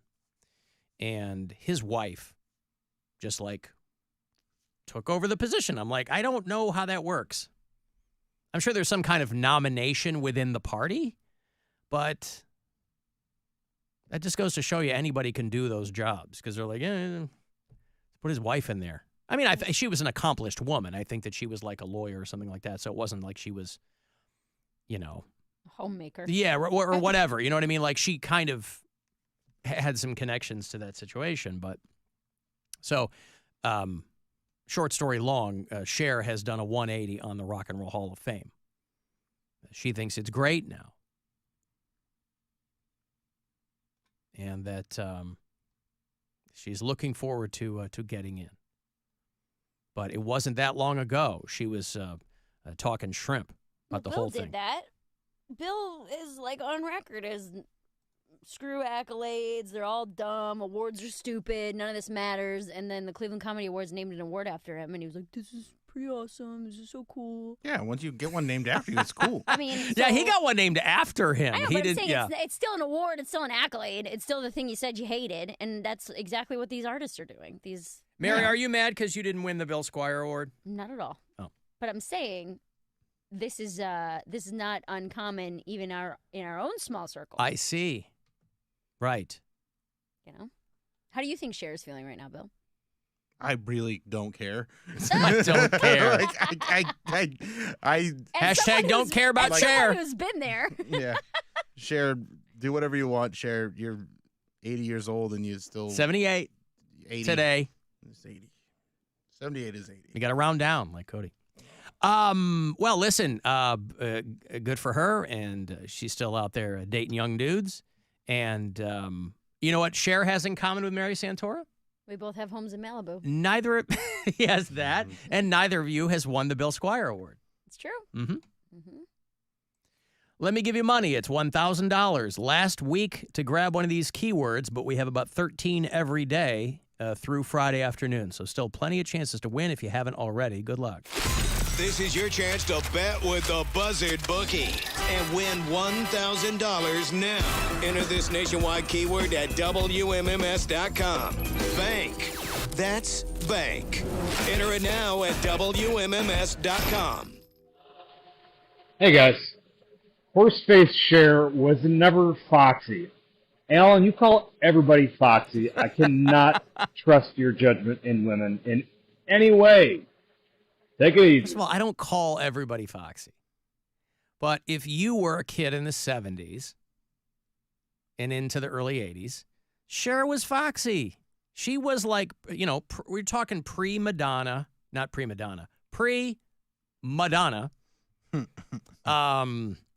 And, there weren't a lot. Remember, it was a big, big deal when Cher went to the Oscars, like late 80s, in that black thing. It looked like a giant peacock get-up, but her midriff was showing, and the Oscars were such a staid affair that they were like, oh, well, everybody else is in a gown and a tuxedo, and Cher shows up because I think she had been nominated for Mask or, one of that run of 80s movies that she was nominated. Moonstruck, I think. Nicolas Cage. And she shows up with her midriff showing. The word midriff got a lot of play in any article on Cher. So, listen, man, potato. Say what you want. She wouldn't turn my head now, but, I wasn't a Farrah Fawcett guy when I was a kid. I liked Wilma Deering from Buck Rogers, and I liked Cher. What do you want from me? Hello, who's this? Who's this? Jim. Hi, What's Jim. up? What's going on, Jimmy? Hey, what's the deal with Cher? Said she's voting for Trump this time around in 2024, bro. I hadn't heard anything about that. Yeah. Yep. She was a Biden fan for the longest time, and did she said explain that change in her position? Well, she talked about moving out of the country and all that stuff, and now she's like, I think she finally woke up. Must be an age thing. Oh, woke up. You think that's a smart move? Where are you seeing this? Oh, it's just out there. But do you have a place where it can actually be found? Because usually if you can Google stuff and it shows up and it doesn't. Do you think she was at the P. Diddy parties? I don't know. Do you think she was at the P. Diddy parties? I'm not sure. Just ask the question. I see. Well, I bet you can do your own research, Jim, and you'll be able to find out if she was at the P. Diddy parties. All right, bud. Thank you. Thank you, Jim. How about that Diddy video? That Diddy-o? Wow. God damn. This guy. I mean, that's from like 2018, 2016. How has that not surfaced until now? He probably paid somebody off. He did pay. They That's paid what the I hotel mean. Like they say, $50,000. Well, then who got it? To release it? I don't know. Or maybe someone paid them more to release it this time. Mm-hmm. That they're like, hey, this Man. is out there. Or if you don't release it, you'll be an accomplice, and you'll be wrapped up in this litigation or whatever. I mean, I think everybody's probably seen the video by now. They've had it on a friggin' loop on cable news all weekend, but it's intense. He's beating the crap out of her, dude. One of his former assistants said, there isn't one single cell in my body that's shocked by this video. Of course, Diddy says that he has gone through some therapy, and he is disgusted He asked God with for forgiveness. himself. Well, that's what everybody does. But I make no excuses. My behavior on that video is inexcusable. I take full responsibility. By the way, this is the same apology he should have issued for that dumb Godzilla song when he was doing that with Jimmy Page. For my actions in that video. I'm disgusted. I was disgusted then when I did it. I'm disgusted now. Well, I mean, but you're kind of done, too. I mean, that's a wild video. Running down the hall in a hotel, chasing her in a towel. Yeah. To, he throws her to the ground in front of the elevator bank and then kicks her. Drags her. Drags she's her. I don't know if she's unconscious or what, but she's laying there she's either kind of fetaled unable, up, yeah. Yeah, or unwilling to move. She's probably terrified. Yeah. So, I mean, obviously he's apologizing because the video resurfaced. And I think he already went through litigation with her. I think he already paid her out or whatever. So somebody else leaked this video. obviously something that he didn't want. I mean, all of whatever companies this guy owns are pretty much going dark now. And anybody who has any official business with him is kind of distancing themselves. You'll notice, by the way, he doesn't mention the girl once in that apology. What do you mean? Like he doesn't say I'm like directly to her? Well, yeah. Wouldn't you mention her and go, I wish her nothing, but it was a terrible time? Or yeah, mention her because he probably figures I already paid that chick off and blah, blah, blah. The statute of limitations has expired. So there's nothing legally that anybody can do. But in the court of public opinion, I'm sure it'll blow over. Again, I don't know that Diddy was on the lips of every person in the music industry these days either. So it's not like he's some dude at the top of his game and this is going to, crash his house of cards down or anything like that. Hey, Woody. Alan. What's up? How's your day, brother? Good. You were just talking about Sonny and Cher, and I'm in the same camp as you as far as seeing Cher on TV back in my formative years as to, hey, I like it. Well, that's what I'm saying. I mean, like when Sonny and Cher, when the variety show was on, I was probably like my daughter's age. I was probably 8, and yeah, it was pretty good. Yeah, I was a couple years older. But yeah, Sonny, he was skiing in Aspen or something and hit a tree skiing without a helmet. And, yeah, he slammed into a tree. Yeah. Yep. I mean, there's a lot of people that ski without, wearing helmets, but I mean, he hit that tree. Yeah, it's like I spent my whole life riding my motorcycles without a helmet, because it's. Are you an avid skier, Woody? If you found yourself potentially getting bonoed out there on the slopes? I have never been on a set of snow skis in my life, but I used to be a kick-ass water skier at one time in my more muscular years. In your more so this part of your life you're referred to as the less muscular years. It's called old age and atrophy. The years of muscular atrophy. Wow. All right. I mean, well, that's a shame. Yeah, I just want to let you guys know that Sonny Bono actually had 2 brothers. One was named Reginald, and the other was name was like Zany, I think. But hey, have a great day. All right. Okay, thank you. Was that a joke? I don't even know. I don't know. Reginald Bono? I thought he was launching into a Sonny Bono joke. I don't know. All right, I got a break here. David Njoku from your Cleveland Browns going to join us here momentarily. He's got his inaugural celebrity softball game that they're going to play out in Eastlake in June, so we'll give you full details if you want to be a part of that.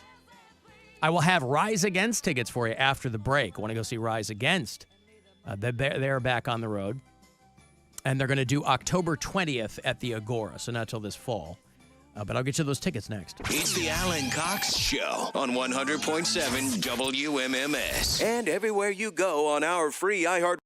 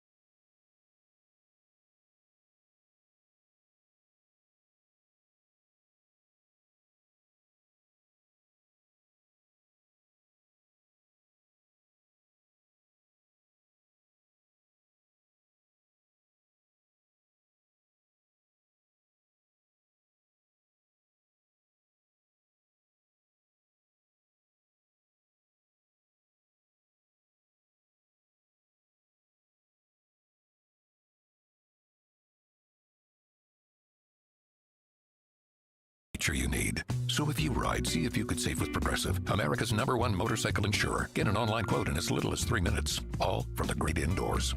Progressive Casualty Insurance Company and affiliates, not available in all states. This is The Buzzard.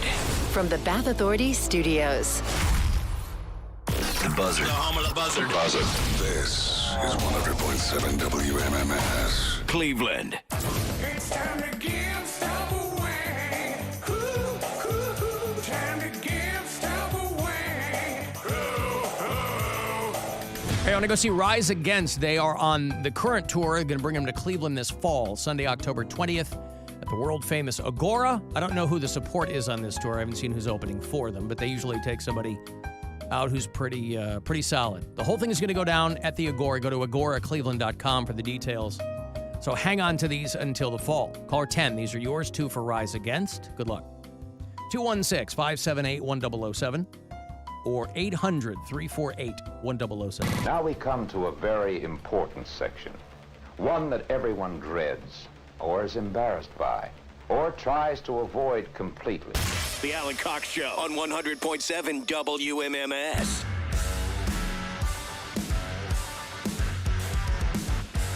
$35192. You want to send a text? Get me there. AlanCoxShow.com if you want to watch live. If you were to peek in on that live stream, you would see the shining face of one David Njoku from your Cleveland Browns. I always forget what massive human beings you football players are. He comes through the door. I go, good God in heaven. How are you? Doing great. Thank you for being in here. Is it true you're one of 9 kids? That is correct. 9 kids. Where are you in the order? I'm the 7th. Same mom, same dad. Yeah, they're a bit busy. Yeah. That's like being professionally pregnant if you're a mom, right? I guess so. Every year, yeah. Yeah, every year. Wow. And is it brothers and sisters? Pregnant. I've never heard that before. That's amazing. That's amazing. That was like her job, right? I mean, yeah, for lack of a better term. And so, are all of your other siblings, are they equally accomplished? I know one of your brother's a physician or something like that. Yeah, I mean, everyone, they all have their own path. We all just strive to just be our best self. Yeah. I believe that's all that matters at the end of the day. Instilled by the parents, I assume? Of course. Immigrant family, right? That's part of it. Mm-hmm. Yep. They go, nobody's going to slack. Whatever you decide to do. Nigerian parents at that, very strict. They're very cutthroat in terms of, school and everything. Not saying I was the best in school, but more so I was more focused on, the physical activity of football, track and field, basketball. But So you were an athlete like from the get? Honestly, yes, but it was like a war zone playing football. Having Nigerian parents, American football isn't really, their priority. Yeah. So it was a fight to play and a fight to, to get active. Yeah, you had to prove to your parents that you could go and do this. And not even prove. It was more so like they thought it was number 1, too rough. Number 2, it would affect with my schooling. Yeah. I guess in middle school, I guess that mattered, right? So, yeah. Middle school. Yeah. We want you to get your math correct. David's got the inaugural David Njoku Celebrity Softball Game coming next month. It's literally a couple of weeks away. It's June 8th out in East Lake. That's at the Classic Auto Group Park. That's where the Lake County Captains play. And walk me through this. I mean, I was looking at the rundown of all the people you've got. A lot of them are teammates. You got some social media people. Mm-hmm. You got Ronnie from Jersey Shore coming in to do this. Yeah. It's like looks like a fun group of people to be part of this. I tell you what, if I can't play ball anymore, I can definitely throw some parties. You feel me? Right. That's right. Yeah. At first, this is my first time hosting this softball game. I've been to Jarvis Landry, I've been to Greg Newsom's, and they're all amazing. Yeah. So when I started reaching out and people, were excited, I had people coming from all over the country and even outside of the country. I think Dan Rue is flying in from Australia. You know what I mean? So just the fact that everyone was, just giving to, at least give back to the community for the charity, it means the world. And I think we're going to have a lot of fun. So just very quickly, I'm kind of looking at the roster here, just Sean Watson and Myles Garrett and Denzel Ward. Like I said, a lot of your teammates. There is a grandmother in this, and I want to be very clear. I mean, is she going to be, what position will she be? I mean, worst case, she can, be moral support. I don't want anybody to hurt themselves. She makes everybody else back clean up. Yeah, I mean, honestly speaking, she's probably the best smack talker that we have. Oh, that's playing, so right. That's very We're going to have a lot of valuable. fun. Yeah. Yeah. Granny Smith, who is Ross Smith's grandmother, And she has a whole line of apples, I think, too, doesn't she? I mean, Granny does a lot of things. Yeah, she probably has a lot of Gotta things. follow her on Instagram. She's crazy. Yeah. You got Cody Garbrandt, who's a UFC fighter, and Lou Young, who's a comic. Bernie Kosar, who obviously people know. So how does this? How do you put something like this together? I assume there's a company that helps you with this, but I mean, you're like, hey, I want to do this because it'll be fun, and the purpose of it is what? Well, for starters, in terms of setting it up, Jack did a great job with the whole team, But in terms of inviting people, it's me for real. I can't really have my assistant do it. It's more so me reaching out to my peoples, the fun peoples, with good energy. And we're doing it for a bunch of charities, the Burn Association as well. Who's the person that you were like, I can't invite them? Bad energy. Yeah, right. Call them out right now. If they really wanted to come out and play, you're like, no, this is. We don't do negative energy here. It's positive this vibes isn't only, it. So yeah. It's going to be a lot of fun, I think. Do you care at all about all of this stadium stuff, all the talk? I imagine it's probably outside your orbit. In terms of what? Well, in terms of, like, obviously fans and citizens and the public. Do I care if they come? No. I'm talking about Brown Stadium, right? I'm talking about doing a new one over in Brit Park. Is that in your? Okay. I'm sorry. I kind of jumped. Now we know you love the fans because you jump in the stands and drink them. I'm chugging beat with them. Yeah, man, that was one of the iconic sports moments. No, if we have a stadium in close to the airport, I think that'll be humongous. Yeah. I mean, I'm not saying that the stadium we have already is bad. I feel like the one downtown, especially with how our fans are, it gets lit. Yeah. I think lit is an understatement. I ask because I just wonder. It's like I would imagine there are some players like I don't care. I'm there to play, and that's kind of outside my orbit. And I will say this: I live maybe like 25, 30 minutes from the stadium, and every home game that I drive to the stadium, I actually like to drive. It's like a rush. You know what I'm saying? Especially when I get downtown, I see all the fans, and we start playing music. The windows go down. The fans. It's awesome. Yeah, you can feel. It gets you, gets you going. Do you roll up heavy when you pull in? I mean, like, what are you blaring when you're driving up? It really depends. It can go from AC/DC to 21 Savage to, literally anything, to Michael Jackson. It just all depends on the mood I'm in. Yeah. I will say the number one song is "Computers" by Montana 300. Okay. That's the one that we should all be. This is going to blow your mind. I've never heard of that song. I don't blame you. Well, you can't say that anymore. I'll check it out. It's not for everybody, No, I'll put it on at the pool this summer. Okay. So don't do that. It's a bit explicit. Oh, okay, all right. At the pool. Not the right place. All right. People can go to cvfanexperience.com and then just find your info on there. If they want to buy, because you can buy tickets, you can get meet and greet with everybody, right? There's a lot of opportunities for people to do things.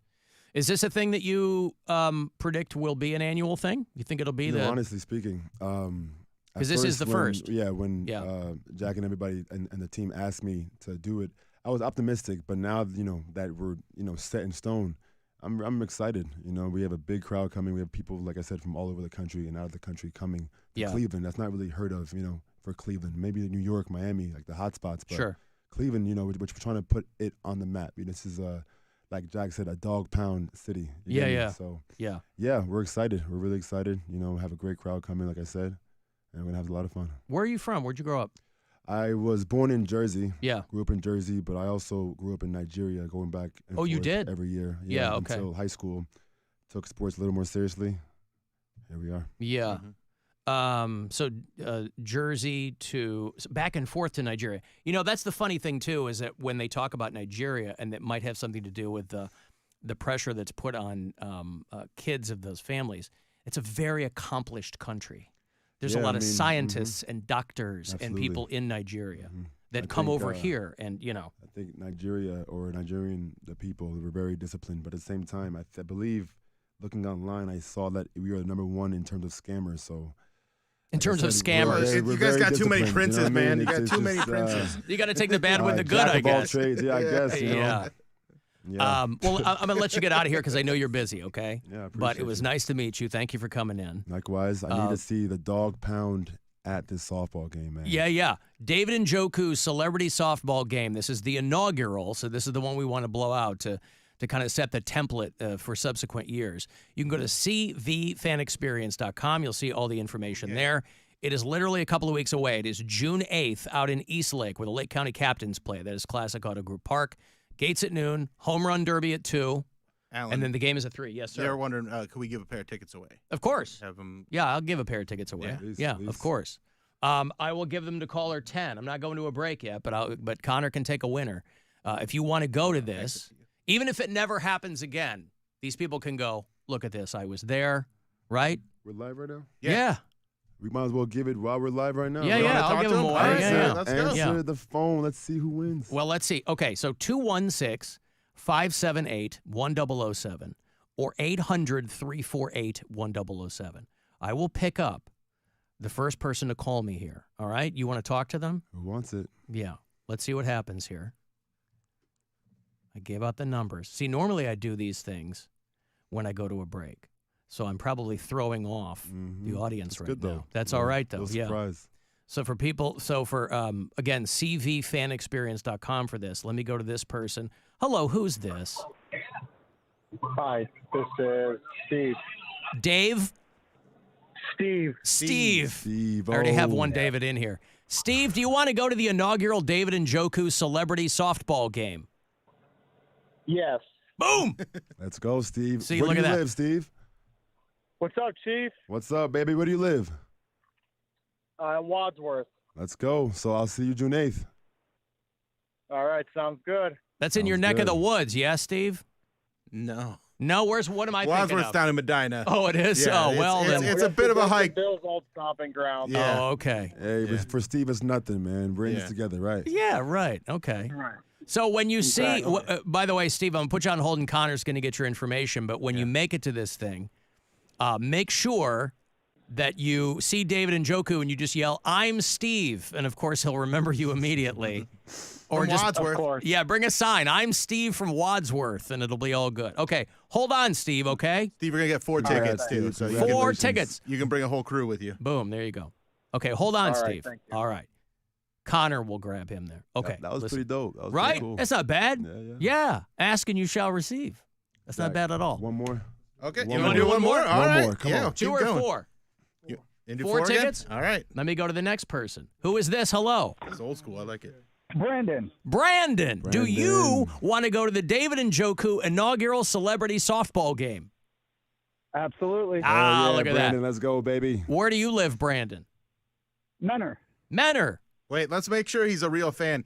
What number does David Njoku wear? 85. 85. Okay. Hey, all it took right. him a second. Took him a second. I'm like, did the line cut out That or what's pause happening? was way too long. We got 2 more questions for you, Brandon. Uh-huh. Okay? You ready? Yeah. You ready? You sure?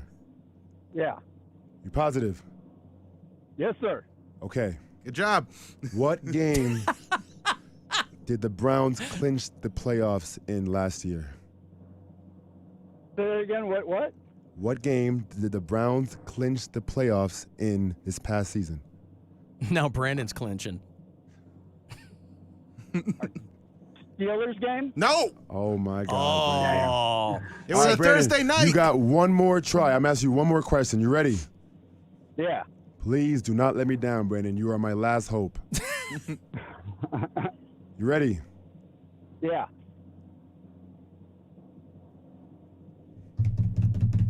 Yeah, we're good to go. Yep. What position did Bernie Kosar play? Quarterback. Okay. I mean, I had to give No you an pause easy one, on that bro. You got one. me nervous. Could you imagine if he had not gotten that? He'd be like, Congrats, running Brandon. back? I don't Who's the know. kicker? Yeah, right. Very nice. Brandon, they clinched on that Thursday night game against the Jets.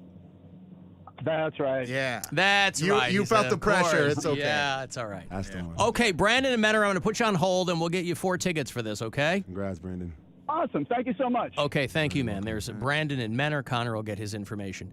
David Njoku, number 85 from your Cleveland Browns. The inaugural celebrity softball game is June the 8th out in Eastlake. Go to cvfanexperience.com. Get all the details there. You can buy tickets and all that good stuff. Gates at noon, home run derby at 2, game at 3. Good to see you. You're the best. Thank you for much, coming man. in. Get out of here. I know you're a busy man. Yeah, I'm out of here. That's all right. And Well, I'll take a break here. Why not?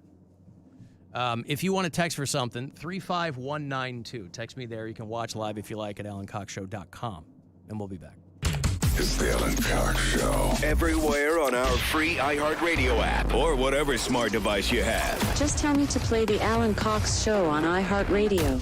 From the Mr. Hero I crave the hero. Weather Center. WMMS weather. Mostly sunny and hot. Can't roll out an afternoon shower. Highs for your Monday in the mid to upper 80s. Partly to mostly cloudy tonight with a slight chance of showers or storms. Overnight lows in the 60s. For your Tuesday, showers or storms possible. Otherwise, partly to mostly sunny with highs again in the upper 80s. This report is sponsored by Batteries Plus.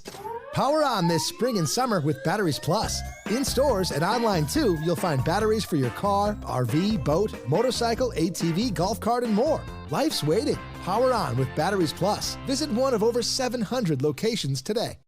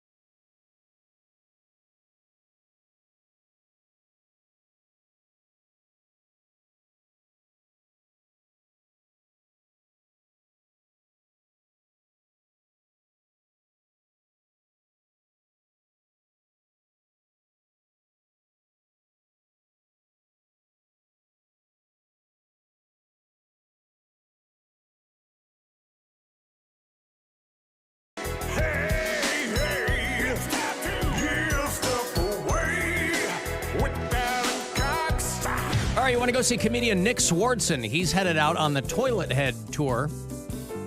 And he'll get here in September. Saturday the 21st, he's going to do the Goodyear Theater in Akron.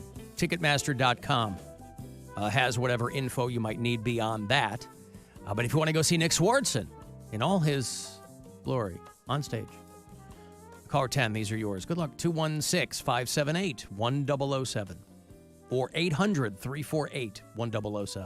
Clevelanders are damn proud of their city. Cleveland! But come on, you were born here. He moved here. This is a man that has endured real torture in a foreign setting. So who's the real hero? I would hope people would listen to our heroes. Alan Cox. On 100.7 WMMS.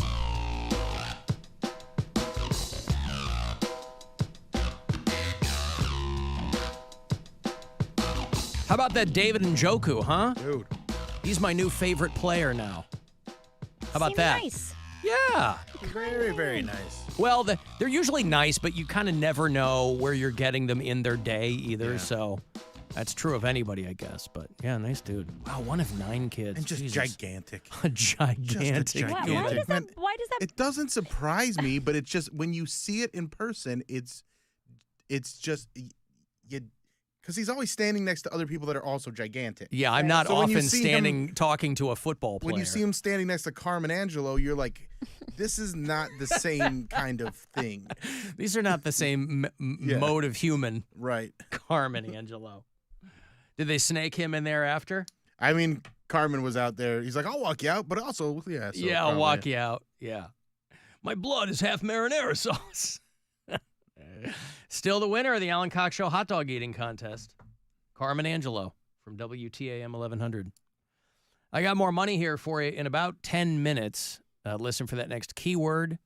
This week, your last week of days to get some of this money before we go into the Memorial Day holiday weekend, but you got about 13 chances every one of those days, so still plenty of opportunities to grab some money if you haven't yet. Guardians will play tonight. We'll dip out a couple of minutes early because it's a 6:10 start around the corner at Progressive Field. Francisco Lindor and the Mets are in town. Who else is on the Mets? Keith Hernandez? No. Oh. Retired for 40 years, 30 years. Darryl Strawberry? Again. You're being silly. Who plays for the Mets? I think they got the polar bear. Pete. Okay. What's his name? I don't know. Alonso, is that his name? Pete Alonso, Yeah. first baseman. Okay. Why they call him the polar bear? Because he's a white guy? He's a big old white guy. Ah, all right. Like a polar bear. All right. But there are a lot of white guys. Yeah, but he's the How did big- he get he's a- polar bear? I don't know. Oh. I just know they call him that. All right. Who's starting for the Mets? Tyrone Taylor, Brett Batty. There's a baseball player named Batty. Harrison Bader. There's a baseball player named Bader. So anyway, that's tonight, 6:10, and then 6:10 tomorrow night, and then they'll wrap that series with an afternooner on Wednesday, and then the Guardians hit the road. Play the Angels on the West Coast and the Rockies on the less West Coast. Over on the East Coast, if you listen to us on iHeartRadio, in the Carolinas, we're well represented in the Carolinas, as you can see, if you really pay attention to our bureau chief map back here. The Carolinas, both north and south. You know, there's a lot of people who say, why do we need 2 Dakotas? But you never hear those same people say, why do we need 2 Carolinas? Because the reason is pretty self-evident. A Carolina divided against itself cannot stand, whereas a Dakota probably could. So we've got Amanda in Goldsboro, North Carolina, and Greg in Greensboro. They love themselves a borough in North Carolina. James is in Raleigh. Mary was just there. Mm-hmm. And boy, it's got to make you feel good that the Senate of North Carolina voted to ban people from wearing masks in public for any reason at all. Hell yeah. Because, as we all know, freedom begins with banning articles of clothing. They say makes it harder to identify robbers. Now, I can't imagine that the governor of North Carolina would sign this into law. But it has gotten as far as the North Carolina Senate, who almost voted unanimously on this, or at least along party lines. And again, this just goes back to... This is your chance to bet with the Buzzard. What's happening here? This goes back to whatever nonsensical reasons people have for caring if people are wearing masks in public. I mean, is this going to backfire on the Republicans? Because they're like, oh, now we can't do our Ku Klux Klan stuff. Well, but this is the thing: is it's not a mask, that's a hood, Bill. It's only Grow ever No loophole. Yeah, Grow up. it's only ever important to people when there's protests going on, right? So they're like, well, during COVID, we needed masks. Again, it's no one's business. There's a lot of immunocompromised people walking around who still wear masks. Mm-hmm. There are people who have a variety of reasons. I was reading about this one woman who lives in North Carolina, and she goes, look, it might seem silly to a lot of people, but I wear a mask because I have really bad skin. And it's a real pain in the ass to put makeup on, and I just don't want to do it. And I shouldn't have to because it's my face. Right. And I should be able to do whatever I want to do with it. But it's pretty wild. Pretty wild. So they go, well, it's more important to us that we can identify protesters. And frankly, my thought is if you're going to protest anything, and I'm very pro-protester, but if you're going to protest anything, put your face out there. Trouble is that people don't feel comfortable protesting enough. That's how things are moving ever so quickly to the right, is that people don't feel engaged with their right to protest. So they cover their faces because they're like, here comes the tear gas, here comes the cops, even though we're not doing anything illegal. And so, again, I can't imagine that the governor would sign this into law, but you never know. Who the hell knows? Who's going to do what?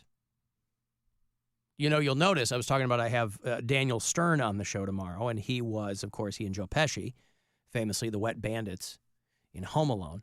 They didn't wear masks. These guys, they go into a kid's house, they go into a neighborhood, full open face. I think there was maybe like one scene in the movie where they put masks on, but that was just because they were, I don't know, I seem to remember him, pulling a scarf over his face or something, but they were just going... Do you remember? I think that was in the second one. Yeah, was not it? in the first one. Yeah. Okay. That character, I guess. But, Joe Pesci, he put all his eggs in the dressing up like a cop basket at the beginning of the movie. Hey, I'm just checking in the houses. I don't need to recount the chapter and verse of Home Alone to you, but those guys were out there in a what would seem to be a very closely guarded suburban neighborhood. No mask. Not worried. Of course, I was early 90s. That was before everybody had a Ring camera and, we're far less surveilled back then, too. Does your sister still live in Houston? For a few more weeks. They got to get, man, if you've been paying attention to what's going on in Houston, they must be really happy that they're getting the hell out of there because, holy Christ. They're pretty stoked. Wow. I mean, under normal circumstances, I think they'd be happy. So, I mean, it's... No, I mean, what is happening in Houston? Well, they had 100-mile-per-hour winds, and they have 1 million people without power because it's that Texas grid. And they've got mosquitoes. Ugh, I and hate so mosquitoes.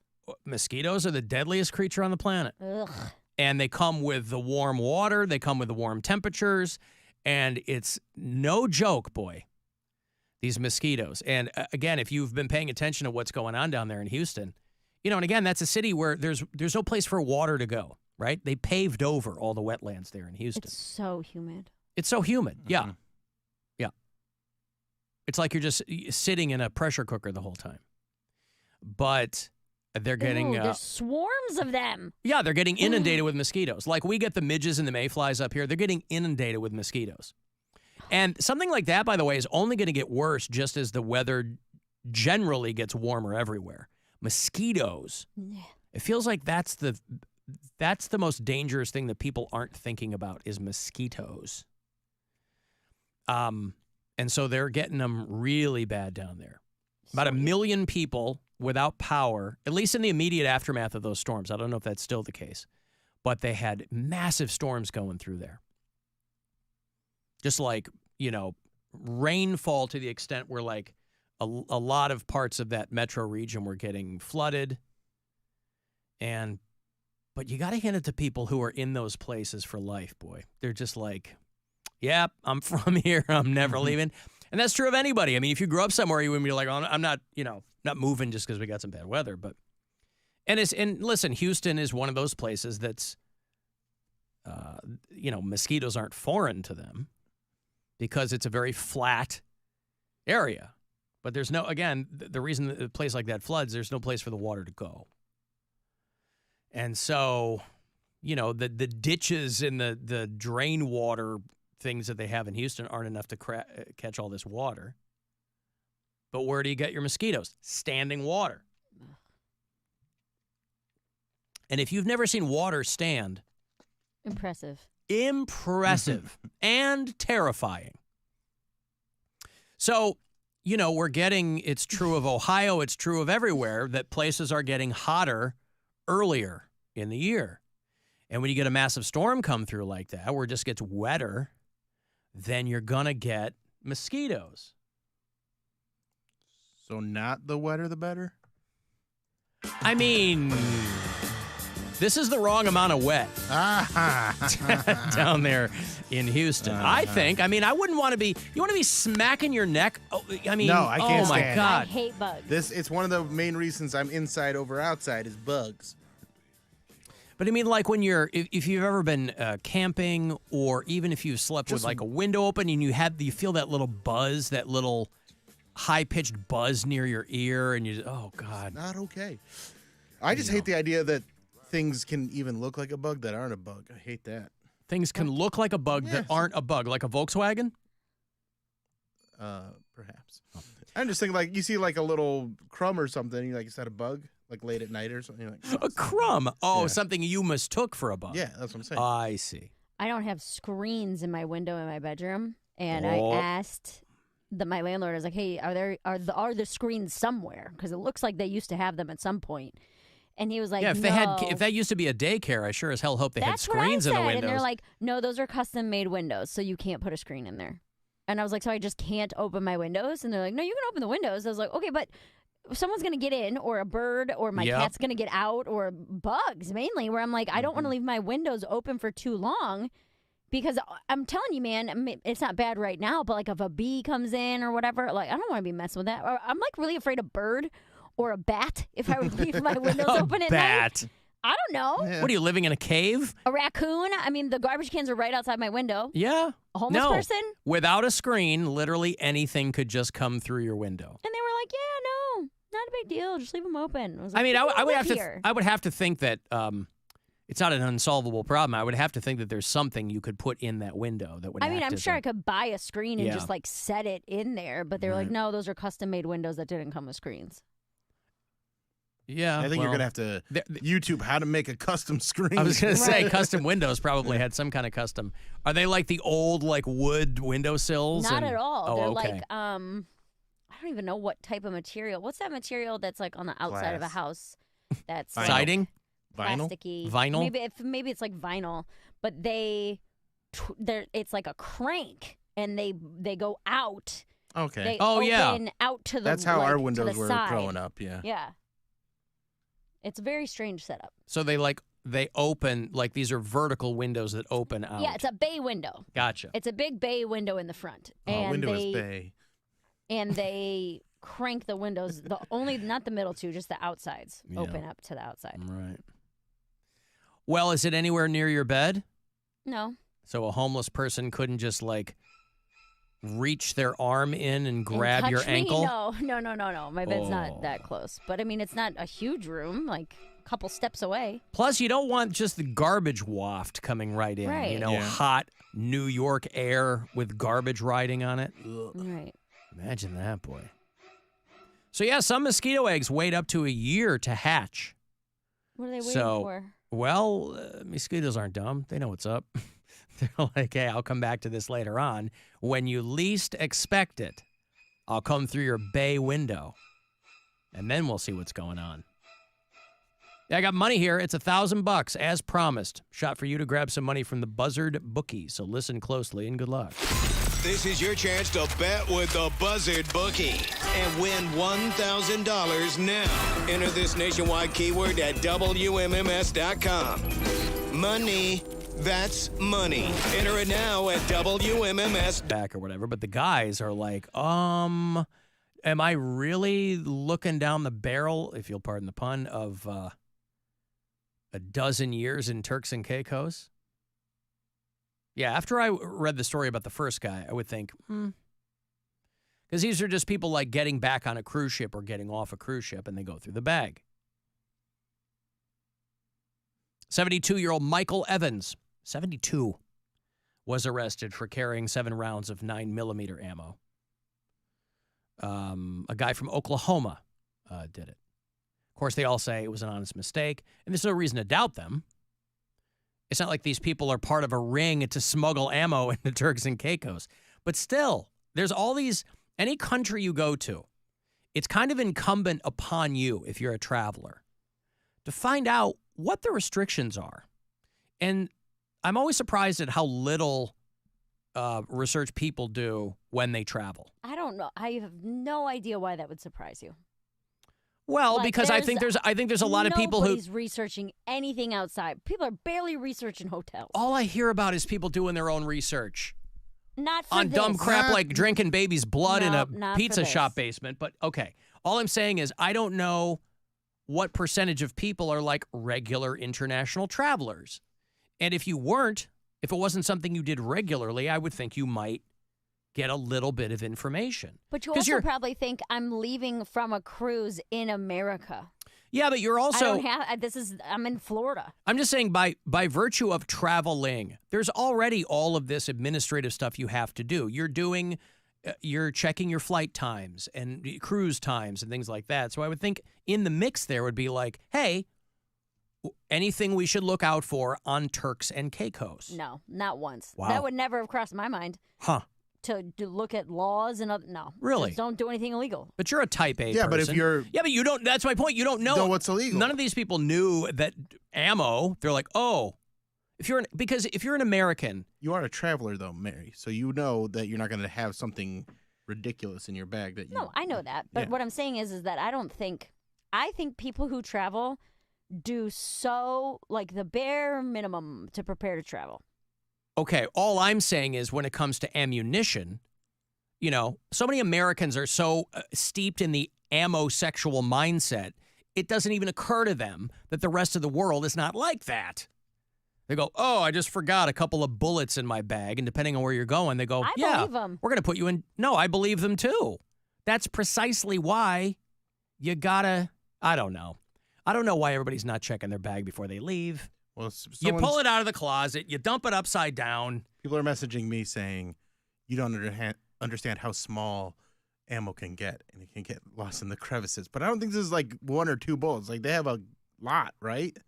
Well, the 72-year-old guy just had a few rounds of 9mm ammo. Okay. All I'm saying is, if you're somebody who shoots a lot, if you're terrified to go anywhere without a gun, know but this. Again, you said these are people on cruises.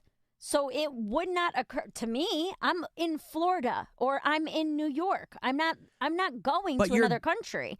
I'm in America on an American ship. But you're going, but you have to bring your passport to go on I a understand. cruise. I get that. But my point is, I guarantee they're not even thinking about it because they don't have to go through the same kind of they tell you customs. Any port of entry from a cruise, you have to abide by that country's laws. If you get off in the Bahamas, you get off in Jamaica. It's not like you just go, I'm American, I can do what I want. I know that's how a lot of people here think, but I would say that's how most people think. Well, and honestly, 5 F with the bull, you get the none. horns, I guess. I'm just saying I would think that people should, people should do a little bit more diligence. I bet these people are not going to make that mistake again when the guy gets out in 12 years and his wife's remarried, his kids are in college. I mean, listen, it does suck, yes. It sounds like honest mistakes, top to bottom. But still, they're like, hey, I can't believe we have to tell adults this, but check your luggage. Because you do. You literally have to tell Americans, check your luggage for stray ammunition. They don't have to tell any citizen of any other country that. That's why it's the greatest country on the planet. She did it. I think it's the greatest country in America for sure. You're wrong. I tell you what, Alan, I never really thought that I'd be the kind of guy to carry a gun everywhere, but it has become a thing since I started doing food delivery for a living. I do not leave home without it. I go into some pretty sketchy areas, and I've had crackheads try to sell me batteries and all kinds of good stuff. Yeah, love you, bye. How much are they selling the batteries for? Like car batteries or like double A's? Depends. Hey, bro, I got these double A's for you. I need triple A's. God damn America it. first! America first! Get that through your head, dude! America first! America first! You heard that before? What? America first! America first! What the hell, man? Dude! America first! America first! To all of you, let me explain one damn thing. America, America, America. Dude, you understand? America, America, America. My point is America's first. America, America, America. What the hell, man? Globalists, no! Goblins, no! This is it. Everybody get ready! America first! America first! Get that through your head, dude! America first! America first! You heard that before? What? I've got to take a break. Ooh. When I come back, I'm going to give you a shot to get yourself to Hawaii. Now, check your bags for ammunition. I know it's an American state. I understand. I'm just saying, in general, when you travel, it might be a good idea to do. You don't want anybody rifling through things. You don't want anybody looking for. You don't want anything to get confiscated from you. Confiscated. Hey, I've got a water bottle with 3 squirts left in it. You're going to have to throw that out. No, trip to Hawaii. Mary's been there. She'll tell you all about it. 5-night trip for 2. $1,000 cash, courtesy of Kona Brewing Company. It's one of the different ways that you can get qualified for this trip. So we'll do that coming back. 35192. Want to send me a text for anything else? We'll be back. The Alan Cox Show on 100.7 WMMS and everywhere you go on our free iHeartRadio app. And now, a Buzzard Bookie safe bet. If you gotta be in court, always check behind the toilets for bribe money that hasn't been collected yet. And always be listening for those keywords to win $1,000. Up to 9 chances to play every week.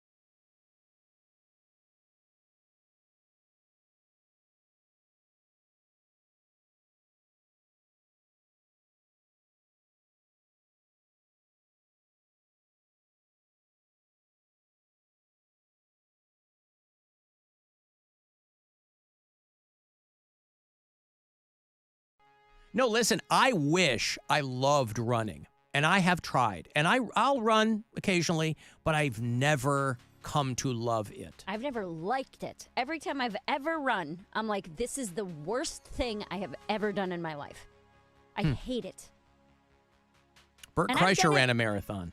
Mm-hmm. I'm being reminded by people. I'm saying Without like, training, he ran a marathon. He's an idiot, though. Yeah, but idiot nonetheless. I don't know how he physically ran a marathon with no training, unless it He took him probably stopped. He didn't go the unless whole it took time him without walking. all day to do Right, it. but he still that's what I did mean. it. It's not like there's a timeline on it. I could He walk did a it marathon. like I think he did it in like 3 or 4 hours. I don't remember. It was nothing No. crazy. Well, I was Yeah. going to say if half of it is walking, that to me is not doing a marathon. I mean, What? You did it. A good marathon time is just under 4 hours. There's no way he did it in there. All right, then maybe it's like 5 hours or something like that. Yeah. The But he fastest did it. marathon ever is 2 hours and 1 minute. That's probably what I would do. No. No, you're not. I'm gonna do it. I'm gonna do it the best. would Mary be impressed if Mark Wahlberg ran a marathon? Not at all. Not for 1 That's the minute. thing. I'm not saying it's not impressive. I think that it is. I'm just saying a lot of people do it. Yeah. It doesn't make it less impressive. That's why I'm saying if you could do it if you trained. You're saying you have no interest in it, which I understand too. No. I'm saying physically, could I finish a marathon? Yes. Yeah. Would I get to the point where I don't think I would stick it out long enough? right. Like if it was next May, I'm not going to train for a year. Right. You know? Because that's just not something I'm interested in. Alan, I'm a big boy, and I ran my first marathon yesterday in Cleveland. Never again. Not anyone can do it. Right, but again, I need more information than that. But if somebody just goes, I'm going to run a marathon, like Jelly Roll ran a marathon, and he's all proud. And God bless He him. ran a 5K. Did he? Oh, I don't know. But still, that's all I'm saying is that never one time after my dad died, I was refusing to get on medicine. So I was like, I'll just run and do yoga. And I was running like every day. Yeah. And, 2, 3, 4 miles. Like, I was not running a short. I wasn't like I was running to the end of the block and back. But, like, I was running every day for a couple months. And I looked great.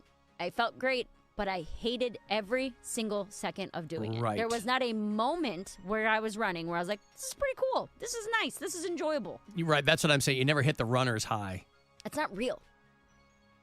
Well, no, I think, again, every person's different. I think there are plenty of people who experience that. You talk to, like, ultra Well, marathoners. okay, yeah. and It's things not like real at 2 miles.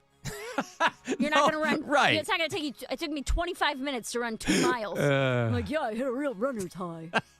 Barely jogging. Big dopamine hit. No, not at all. Alan, I'm a big fat fetch, and I've done a few half marathons, but there was no part of me upon finishing that wanted to go another 13 miles. Listen, I think it's all impressive. I think when people do it, I think it's great. I'm just saying there are a lot of people who do it, which to me, it's not impossible for anyone to do one. I don't know. So I think the inaugural Alan Cox Show marathon. No. Show trip first. If you take us on a show trip to Hawaii, I mean, I'll do a when we marathon. used to, when we did the St. Patty's Day 5K, I like doing that, and that's not that bad. No, But there were some people that were like, gassed out doing that. I was. Were you? Yes. You and Doogie walking the whole way? We were, yeah. No, I think it's impressive. Like the ultra marathoners and stuff like that. I was watching this thing the other night on people that do this 150-mile run through, like, the Sahara or something. Why? And, huh? Why? What happened to you? Why do you hate yourself so much? They want to push themselves. These are people who push themselves to the limit. Just to see what their limits are? Trouble is, you're burning through shoes, and your feet just look like, mangled sausages. But you got to hope you don't run out of water. Mango sausages. Yummy. No, the story was specifically about this dude who a sandstorm pushed him off course. Get him for a buck. Dave Single, get him for a buck. Sandstorm. So I was watching the thing on this guy, some Israeli runner or something, and they're like, what he didn't know is the sandstorm covered all the markers. So all the other people kind of waited out the storm. He kept going. but it took him like 6 miles off course. So now he's in the middle of nowhere. He was in the desert for 6 days or something. That's a Bible story. And he's like drinking his pee and all this kind of stuff. And unbelievably, they found him. But it's like you end up with like lifelong kidney damage and, he's alive. But it was one of these impressive, stories of survival. But yes, those people like Dean Karnazes and, those ultra marathoners that run like a marathon a day. There's no point. Well, there's always Again, a point. I mean, think it's you deserve your accolades. You deserve, that's a very difficult thing to do. And I'm not undermining that at all. I cannot imagine. Right. You would have to be situation. enthusiastic about it, and you're not. Yeah. Oh, my God. To make that kind of commitment, anybody would have to be. Hey, Joe. Yeah, how you doing? What's going on? You think Joe Biden can run a marathon? Joe Biden can't ride a bike. What the hell do you mean? At one point in his life, he probably could. Yeah. Ellen's a fan of Joe Biden. I am a fan of Joe Biden, yeah. You're not voting for Trump this time around, bud? I didn't vote for him last time. No, I'm not a fascist. Well, either is he. Of course he is. What have you been reading? He said he wants to have a third term. By the way, what does that have to do, Joe, with running a marathon? You think Trump can run a marathon? He can run the country, bro. No, please. Oh, why didn't he when he was president? Why are you ruining? Here we go We again. are having a good day. Why Joe are you calling to be Joe like, goes, "Brr." here we go again. You called me, us. Joe. Well, it's because I'm a realist and Ellen's not. Yeah, tell him. Give Tell me- him, Yeah, Joe. be real. Tell him, You're Joe. so real, Joe. Well, go ahead. Give me the real picture. I love that There's no same story. reason with people like you, bro. No, give me the real picture. I'm listening to you. This is how we learn The things. We people- talk to each other. The people of this country are gonna show you the real picture No, come November. But Joe, I'm talking to you. Give me the real picture. Lay it out for me. Tell me where I'm wrong. No reason. Okay, thank you, Joe. No. Wow, what a shock. Joe has no point. Just cause and you're gonna say different things. So You're also ruining my buzz here, Joe. I'm trying to get my Darude on. got Sandstorm blasting, talking about how people can and can't run marathons. And you want to make it into a political argument? Dave Single, Dave Single. Got it for a buck. Get it for a buck. Buy him in the app. Breakfast hours only. Not the Dave Single. No, that's single. You see they're dropping the 50 nugget pack over there at Wendy's? Holy. Wendy's nuggets for are like so $10, by the way. Wendy's nuggets are so good. How I'll ask the question I've asked for a million times. How cheap are chickens? Every restaurant now is just chicken tenders. You're asking the wrong question. What's the right question? What percentage of this is chicken? It's all chicken. Well, yeah, there's a lot of places doing all chicken.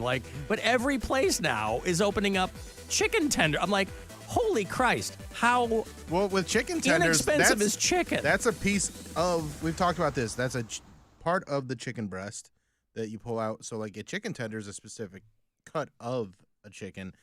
And then you got a lot of chickens that they grind up the white meat. And with the popularity of wings, I mean, parts. Yeah, okay. Chicken's cheap. Well, anyway. I'm going to break here. Hey, if you dig the band Whiskey Myers, I'm not hip to them, but I think they're kind of like a Southern rock thing. You might know them. You might love them. They're coming to play Youngstown, so you got to really love them. They're going to play July 9th at the Foundation Amphitheater. So Whiskey Myers with Whitey Morgan and the 78s. This has got Mary Santora written all over it. I'll have tickets for you after the break. And then another shot to grab some money. 5:30 is going to be the last keyword today for you to grab $1,000 from the Buzzard bookie coming up.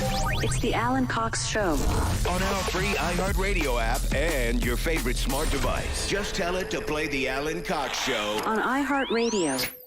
From the Universal Windows Direct Weather Center, WMMS Weather. Partly cloudy tonight, down to 66. Tomorrow, mostly sunny. Scattered afternoon rain and thunderstorms. Tomorrow's high 87. Wednesday.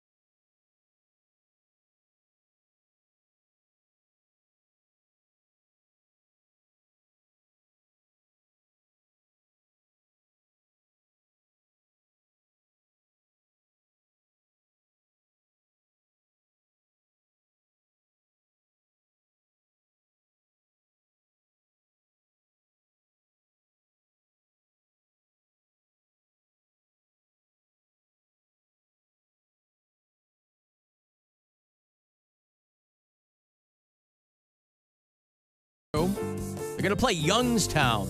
So if you dig them, you got to drive to go see them. Whiskey Myers, special guests, Whitey Morgan and the 78s. It's going to happen Tuesday, July 9th at the Youngstown Foundation Amphitheater. LiveNation.com for all the details. 2 tickets here for you for Whiskey Myers. Good luck. 216-578-1007. Caller 10 or 800-348-1007. Alan Cox. A drummer. Or even a real musician, he just makes a noise. If he played the violin or the piano, anything that made sense, but the drums. 100.7 WMMS.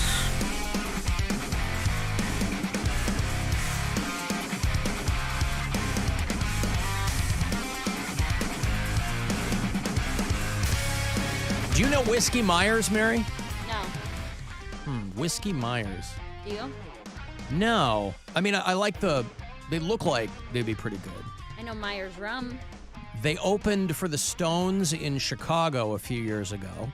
They got handpicked by Jagger and Company. And they've had some, I guess they kind of blew up because they got some songs on that show Yellowstone. I never watched that. I keep trying to watch it. It's like Sons of Anarchy, but on a ranch. Yeah, it's Kevin Costner, and just a crazy popular show. But I can't. Maybe I got to dig into it more. I don't know. I couldn't get into it, and it's exactly the kind of show I feel like I should like. But my roommate and I over the weekend were talking about Sons of Anarchy. She had never watched it, and I was explaining. I was like, "Are you ever going to watch it?" She's like, "No." So I was telling her some of like the major deaths that happened. She's like, "Dude, this is brutal." I'm like, "Oh yeah, it was a insane show." Yeah. Tara got a fork in the head, right? Was it a fork? I thought so. Her mom, Jax's mom, killed her. Yeah. But She got like a. I thought she got how. like a. Yeah, there's a fork in the head or something. This is Whiskey Myers.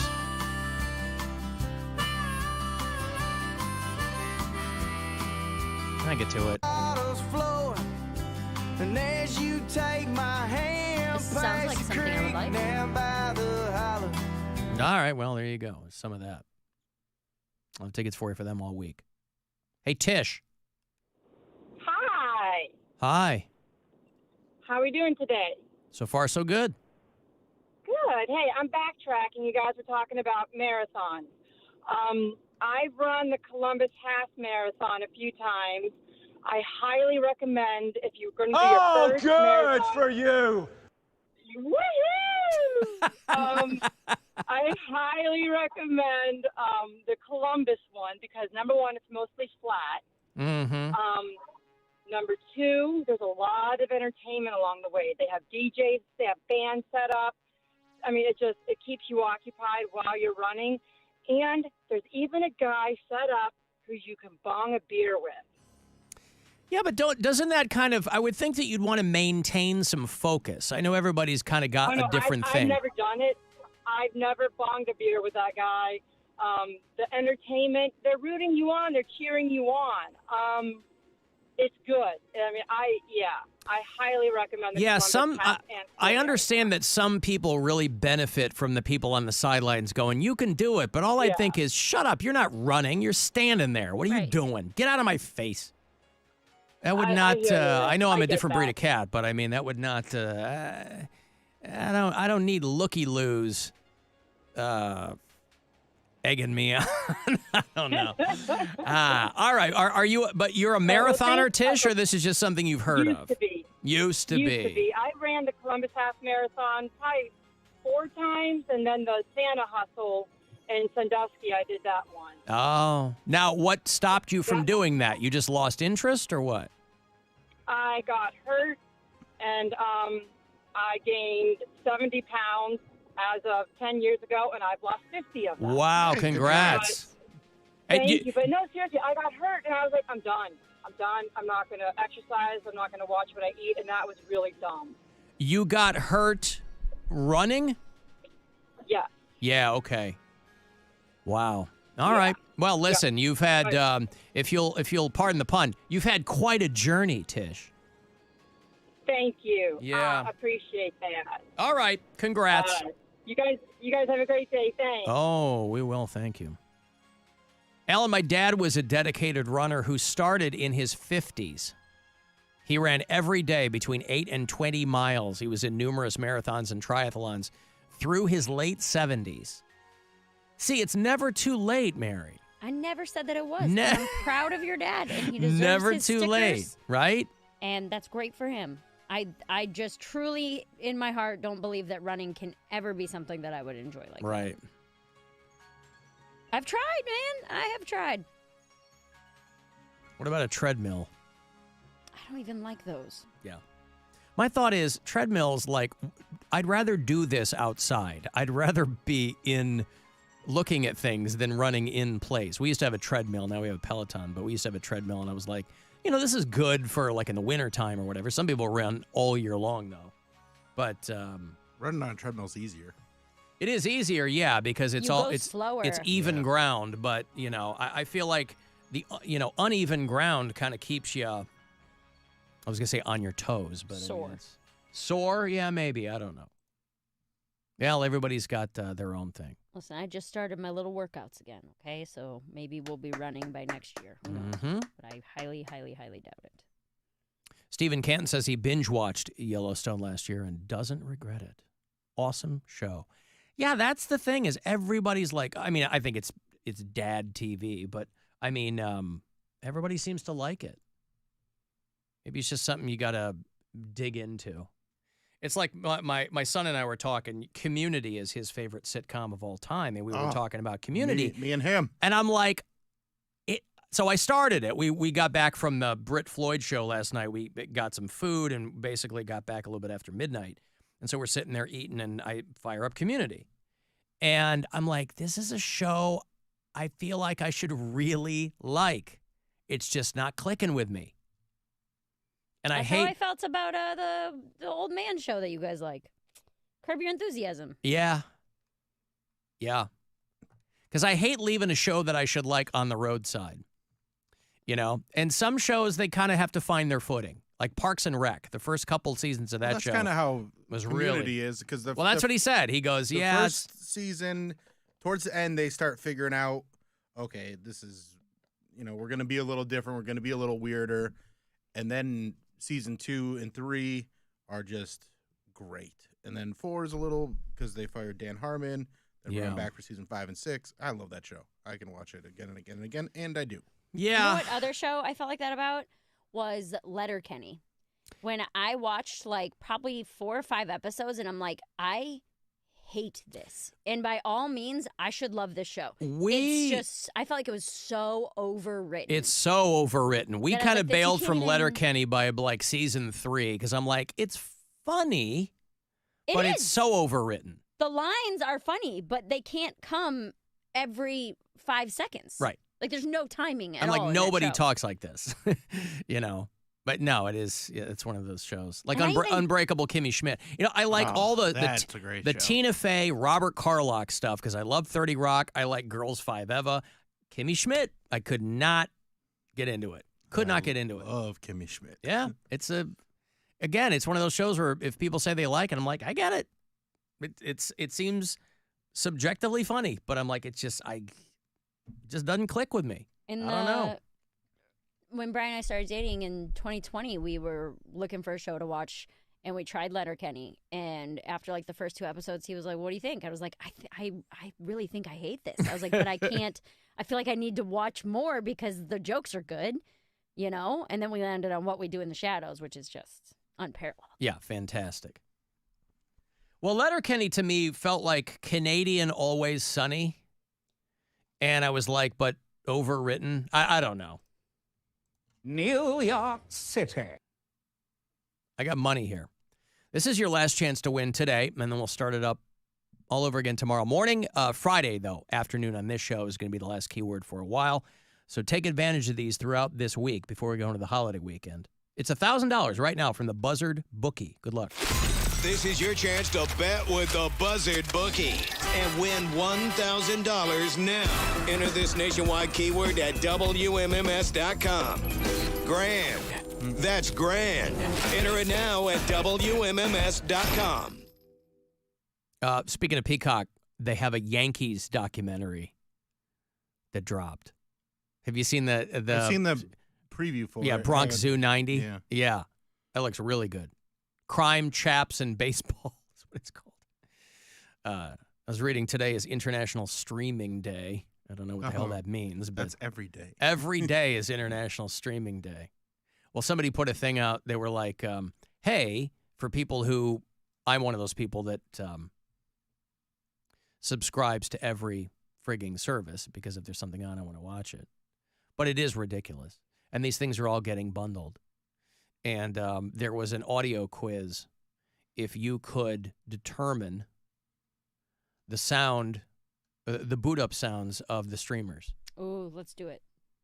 Now, the first, well, okay, hold on.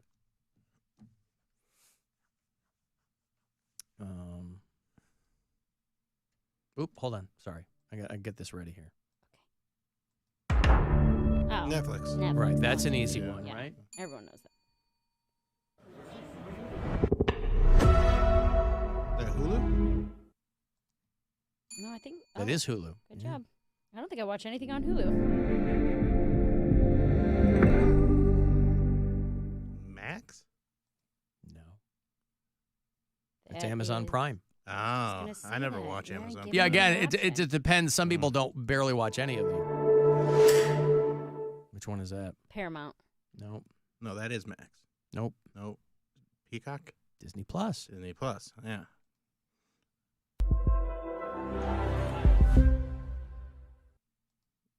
I'm so bad at it. I got the first Well, two. out of the blue, That's it's hard to Max. tell. Okay, that's Max? That is Max. Okay. Yes, Yeah. that's HBO Max. Okay. Yes. Okay, that's Peacock. Nope. No? Apple. Nope. Paramount? Paramount Plus. Okay. Yep. What's the Peacock? Okay, now that's Peacock. It's got a flutter on it. That's it's got Peacock. birds. It had to happen. Yeah. Yeah. Tubi? I don't know. No, that one's Apple TV. Apple TV. Okay. Yep. Yeah, that's the one. I forget exists. No, I wouldn't. That's YouTube TV. I would not know that No. one.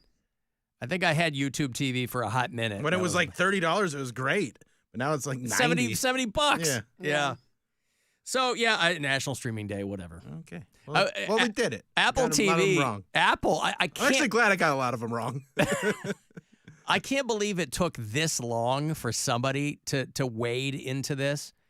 But Apple TV wants to pay actors now based on how many people watch their movies. So the streamers now, because it's so fractured and Netflix isn't the only game in town, they're all trying to find now these creative ways of paying the creators less, compensating talent in different ways. So Apple is the It's first making one. it all YouTube. What's that? It's basically just making it YouTube. where Yeah. It's based on hours watched. Yeah, Apple comes out of the gate and goes, "Yeah, we're gonna rework our compensation packages based on how many people are watching your movies." Which you can understand from their perspective. You know, you look at Netflix that spends $100 million on these movies that they're just sure everyone's going to watch, and they all stink.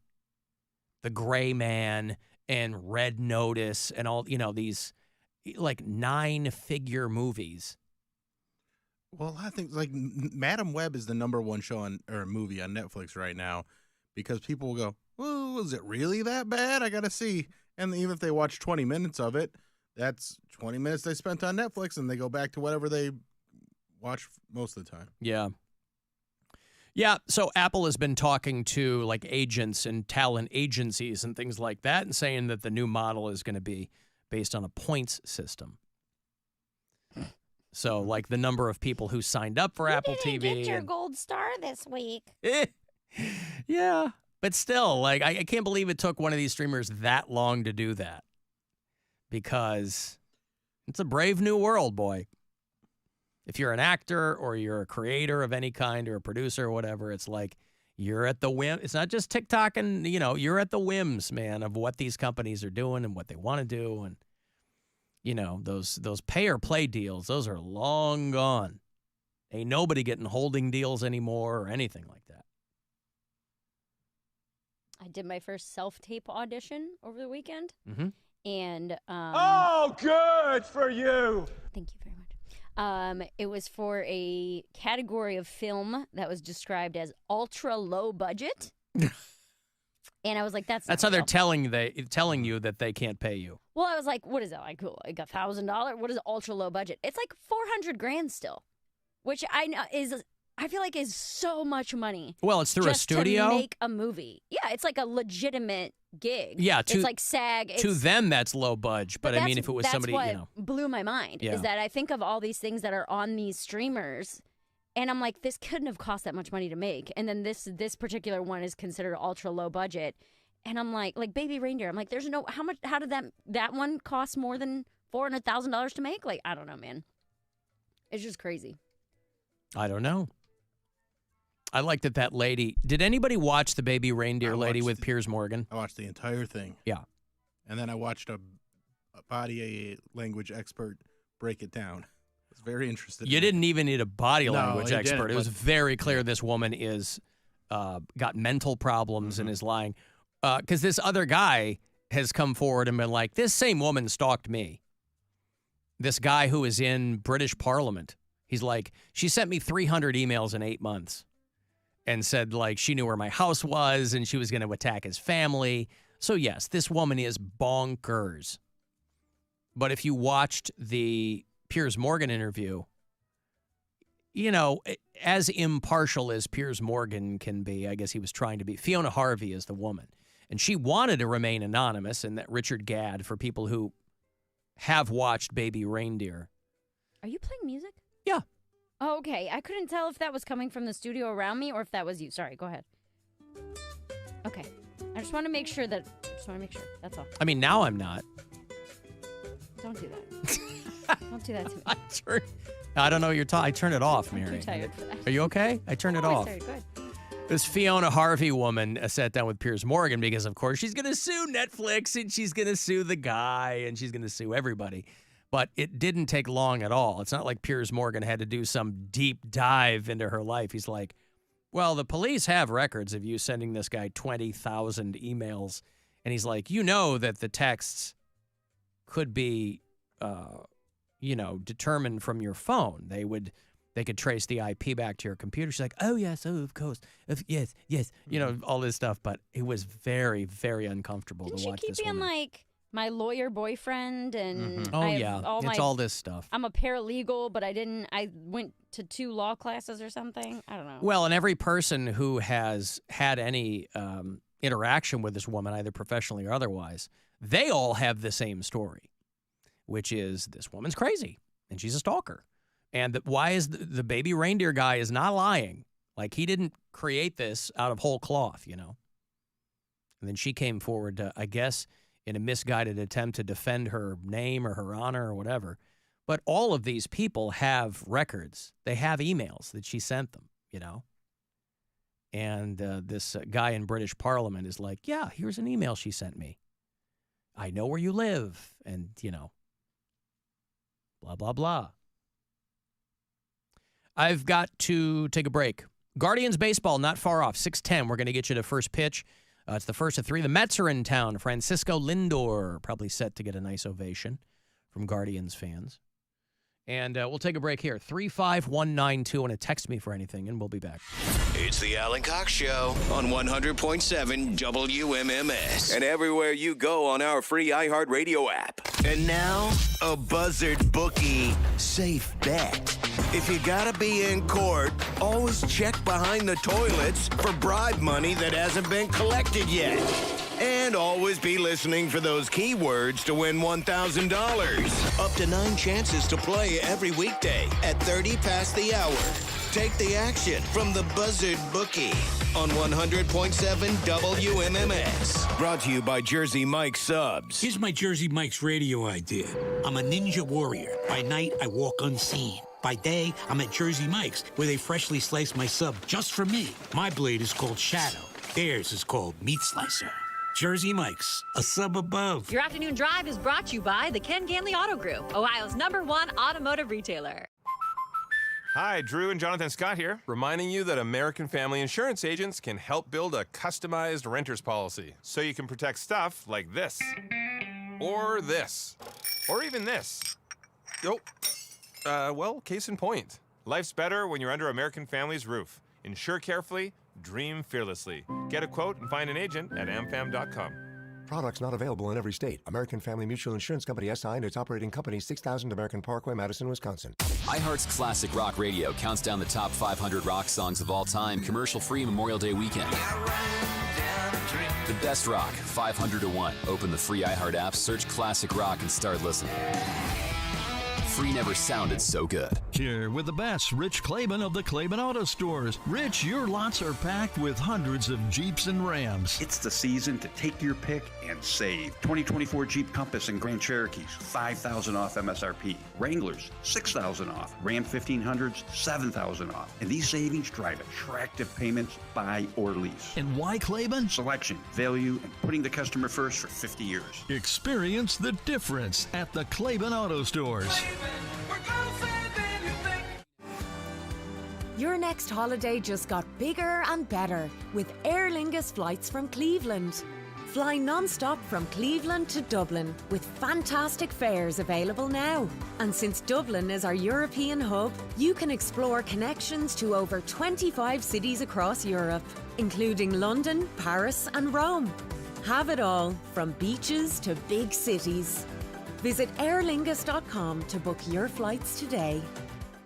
Top Thrill 2 is like no other course. 2 420-foot vertical speedways, 3 launches. All right, let's talk strategy. Copy that, driver. Go for maximum acceleration off the start. Roger that. You've got a short straightaway to push from 0 to 74 on the first vertical speedway. And what about the rollback? Rollback will set you up for an explosive reverse climb 420 feet in the sky so you reach 0 G's in total weightlessness. 420 feet of straight-up speed. Let's get it. Top Thrill 2, the world's tallest and fastest triple-launch strata coaster. Get your tickets at cedarpoint.com. Your Memorial Day weekend haul can be found with one stop at Meijer. Pick up fresh from Meijer 80% lean ground beef family pack for just $1.99 a pound. Plus, buy 5, save $5 on Sweet Baby Ray's barbecue sauce, Breyer's ice cream, and 24-pack Coca-Cola or Pepsi products, plus deposit where applicable. And rev up your savings and earn 50 points per gallon of gas pumped at any Meijer Express through June 1st. Get everything you need for Memorial Day this week at Meijer. Exclusions apply. See all the deals in the Meijer app. Keep it twisted all year long with Twisted Tea Hard Iced Tea. Twisted Tea is real iced tea that packs a punch with 5% alcohol. Tastes great at the beach, the mountains, or even in your backyard. Look for the bright yellow Twisted Tea cans. Twisted Tea Brewing Company, Cincinnati, Ohio. Please drink responsibly. Don't sweat a swing and a miss thanks to insurance tokens from BetMGM. Add an MLB wager to your bet slip and activate your bet insurance token. If your bet with the token applied doesn't hit, you'll get your stake back in bonus bets up to a specified maximum amount. That's another chance to step up to the plate and bet on the action out there on the diamond. Baseball is America's national pastime, and BetMGM's favorite pastime is making the sport even more amazing for fans. Whether you want to bet on a no-run first inning, try a signature bet, or take a home run prop, BetMGM has a loaded lineup for all 9 innings all season long. Go to your BetMGM account today to claim your bet insurance token and get your stake back in bonus bets if your MLB wager using the token doesn't win. Only at BetMGM, the king of sportsbooks and official sports betting partner of MLB. BetMGM and GameSense remind you to play responsibly. 21 plus and present in Ohio. Subject to eligibility requirements. Rewards are non-withdrawable bonus bets that expire in 7 days. Gambling problem? Call 1-800-GAMBLER in partnership with MGM Northfield Park. Do you know someone struggling to figure out their mental health benefits? The Mental Health Insurance Assistance Office is here to help. Find us at insurance.ohio.gov/GETMHIA or call us at 855-438-6442. Don't wait. The Mental Health Insurance Assistance Office can help you figure out what mental health insurance benefits may be in their plan. Call us today at 855-438-6442. Hey, it's Alan. Cars for Kids is hands down the quickest, fastest way to get rid of your old car, no matter what shape it's in. So do a good thing without cutting into your schedule at all. Just go to carsforkids.org today. And remember, that's cars with a K. Grab life by the chicken fingers and savor the day with hand-battered, cooked-to-order chicken fingers, crispy crinkle-cut fries, buttery Texas toast, and that secret cane sauce that makes everything that much better. Raising Cane's Chicken Fingers. One love. All right, so there we were, cruising through the new open-air zoo, when I realized that the park was closing in like 15 minutes. Luckily, we were in my Nissan Rogue. With its powerful VC turbo engine, well, We had time to see all the animals. Whoa! And outrun a few! Drive the Nissan Rogue. Sounds really cliche, but I became a pharmacist because I really wanted to help keep people healthy. I'm proud to be a Giant Eagle pharmacist because you do have the opportunity to really care for these patients and keep them healthy. My name is Sheetal Amin, and this is my Giant Eagle pharmacy. Hey, it's Rover for Universal Windows Direct. Spring is here and it's only going to get hotter from here on out. Don't spend your hard-earned money cooling the outside. Call Universal Windows Direct to get energy-efficient windows with super spacer technology.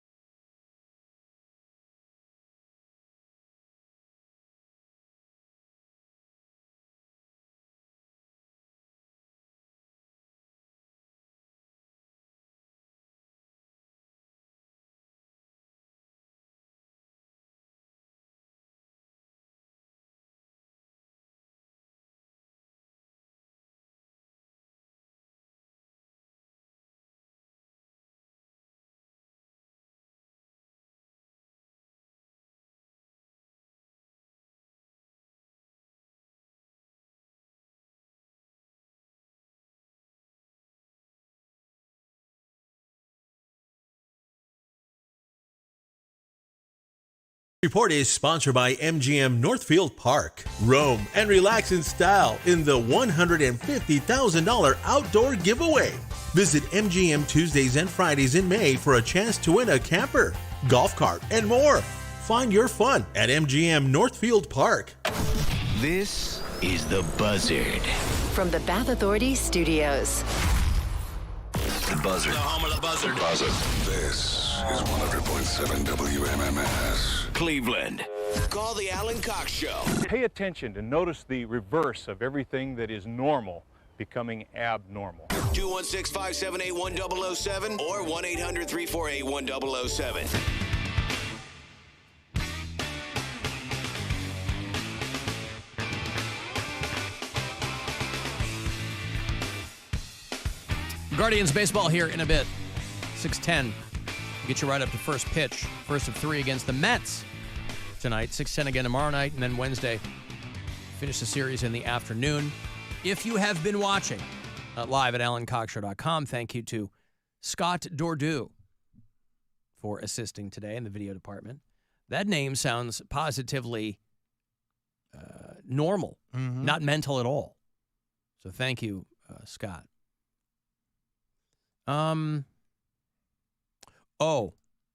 So people are asking if we talked about Mary's bonus hole, and we did earlier in the show. But another one of these people gets the slot machine payout, and then the casino comes in and goes, nah.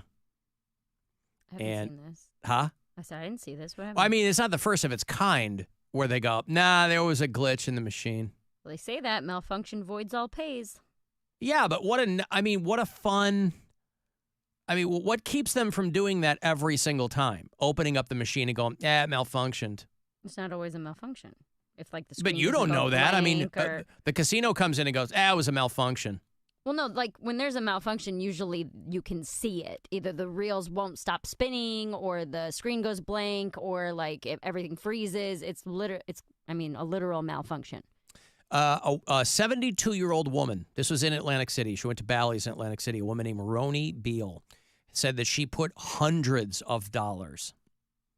So you got to just think of this woman just sitting there like a goddamn hamster, right? So she put hundreds of dollars into the Wheel of Fortune slot machine, and it suddenly went off. You're a winner. The gold coins pop out, and it told her that she won the $1.2 million jackpot plus a multiplier, which means she would have walked away with $2.56 million. But the security comes over and told her that the machine had a real tilt malfunction. And they offered her $350. They opened up the machine. What is a real tilt malfunction? I don't know. I've never had a machine malfunction on me like that. I've had one just like completely shut off, and they're like, yeah, they like rebooted it back up, and my money and everything was still in there, but I don't know the ins and outs of how they malfunction. So obviously she's gotten herself legal representation and says that she's going to file a complaint. Because usually when somebody gets a lawyer for a situation like this, they usually end up winning the money. Yeah, because the lawyer's not going to take the case if they don't. Right, exactly. I got a cut of your $350. So they're going through the New Jersey Gaming Commission and the whole thing. But I mean, what's to stop them from walking over and just going, Because they have no proof. Who has no proof? The casino. Like if they. But they don't need proof. You're standing. Do. But the person who just played has no idea what they're looking for. The security guy comes over, was a machine, and goes, it was a malfunction. Right, but what I'm saying is if they decide to take legal action, all that stuff is saved. Like all the... Yeah, there'd be like, they'd have to do like a review of the machine or whatever. But yeah, there's logs and things like that where it will show, this is when it malfunctioned, this is when it paid out, everything like that. Yeah. So it's not worth it to lie.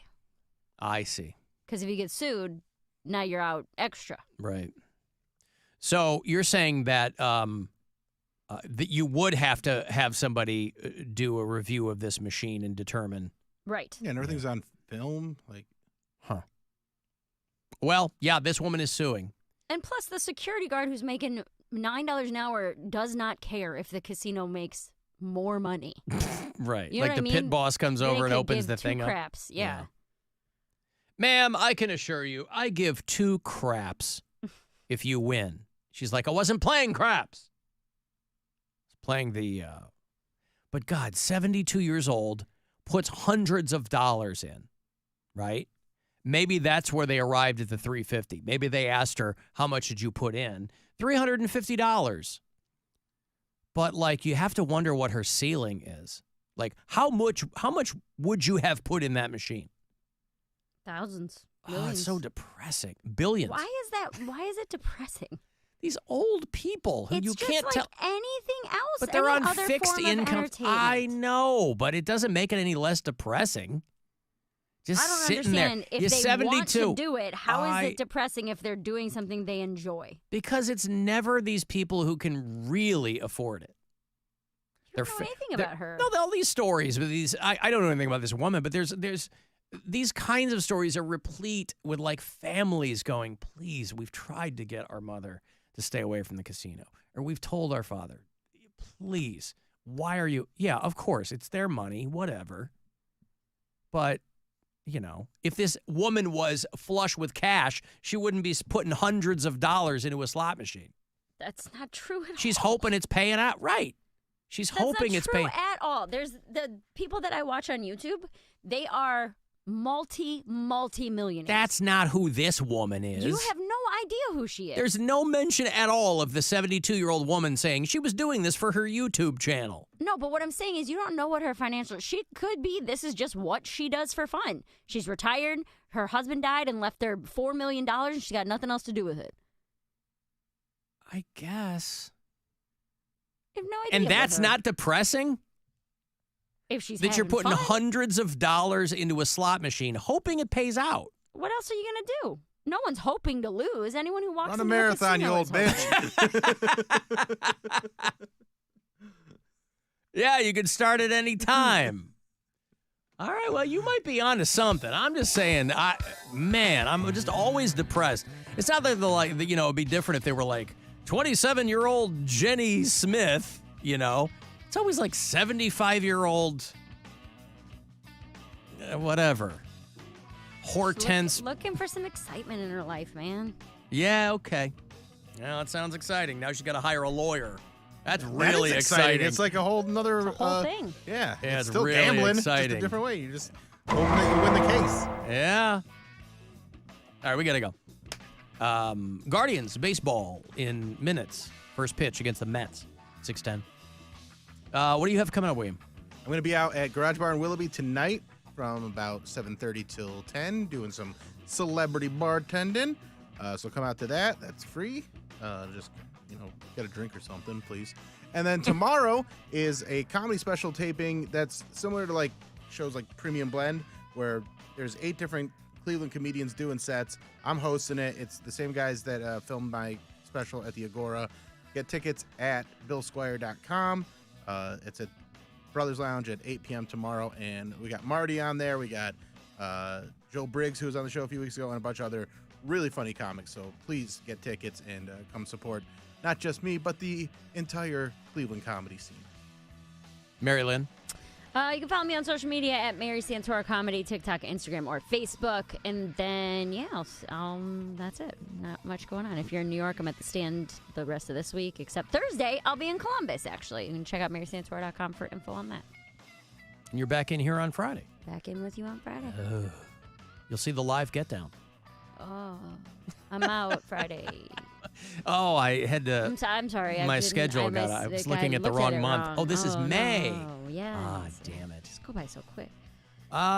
Hey, my thanks to David Njoku. Cool to meet him. He came in today. The inaugural David Njoku Celebrity Softball game is happening out there at Classic Auto Park in East Lake. That is June 8th. You can get online, get the details on that, out where the Lake County Captains play. Number 85 from your Cleveland Browns. And Daniel Stern on the show tomorrow. Paul Scheer going to be on Thursday. Our friend Ian Bagg is back in the room on Friday. Viggo Mortensen on the show next week. A lot of good guests coming up. So that's it. Thanks, guys. I'm on your socials at Alan Cox Show. Guardians Baseball is next. You can listen to the show in its entirety on the iHeartRadio app or wherever your podcasts show up. And I will see you in hell. And now I must leave you as the Brady Bunch is on, and I find 4 of those children incredibly arousing. Get out of here. Be careful of what you say. Be careful in every way. Be careful of what you do. Big Brother is watching you. Be circumspect and discreet. Stay light on your mental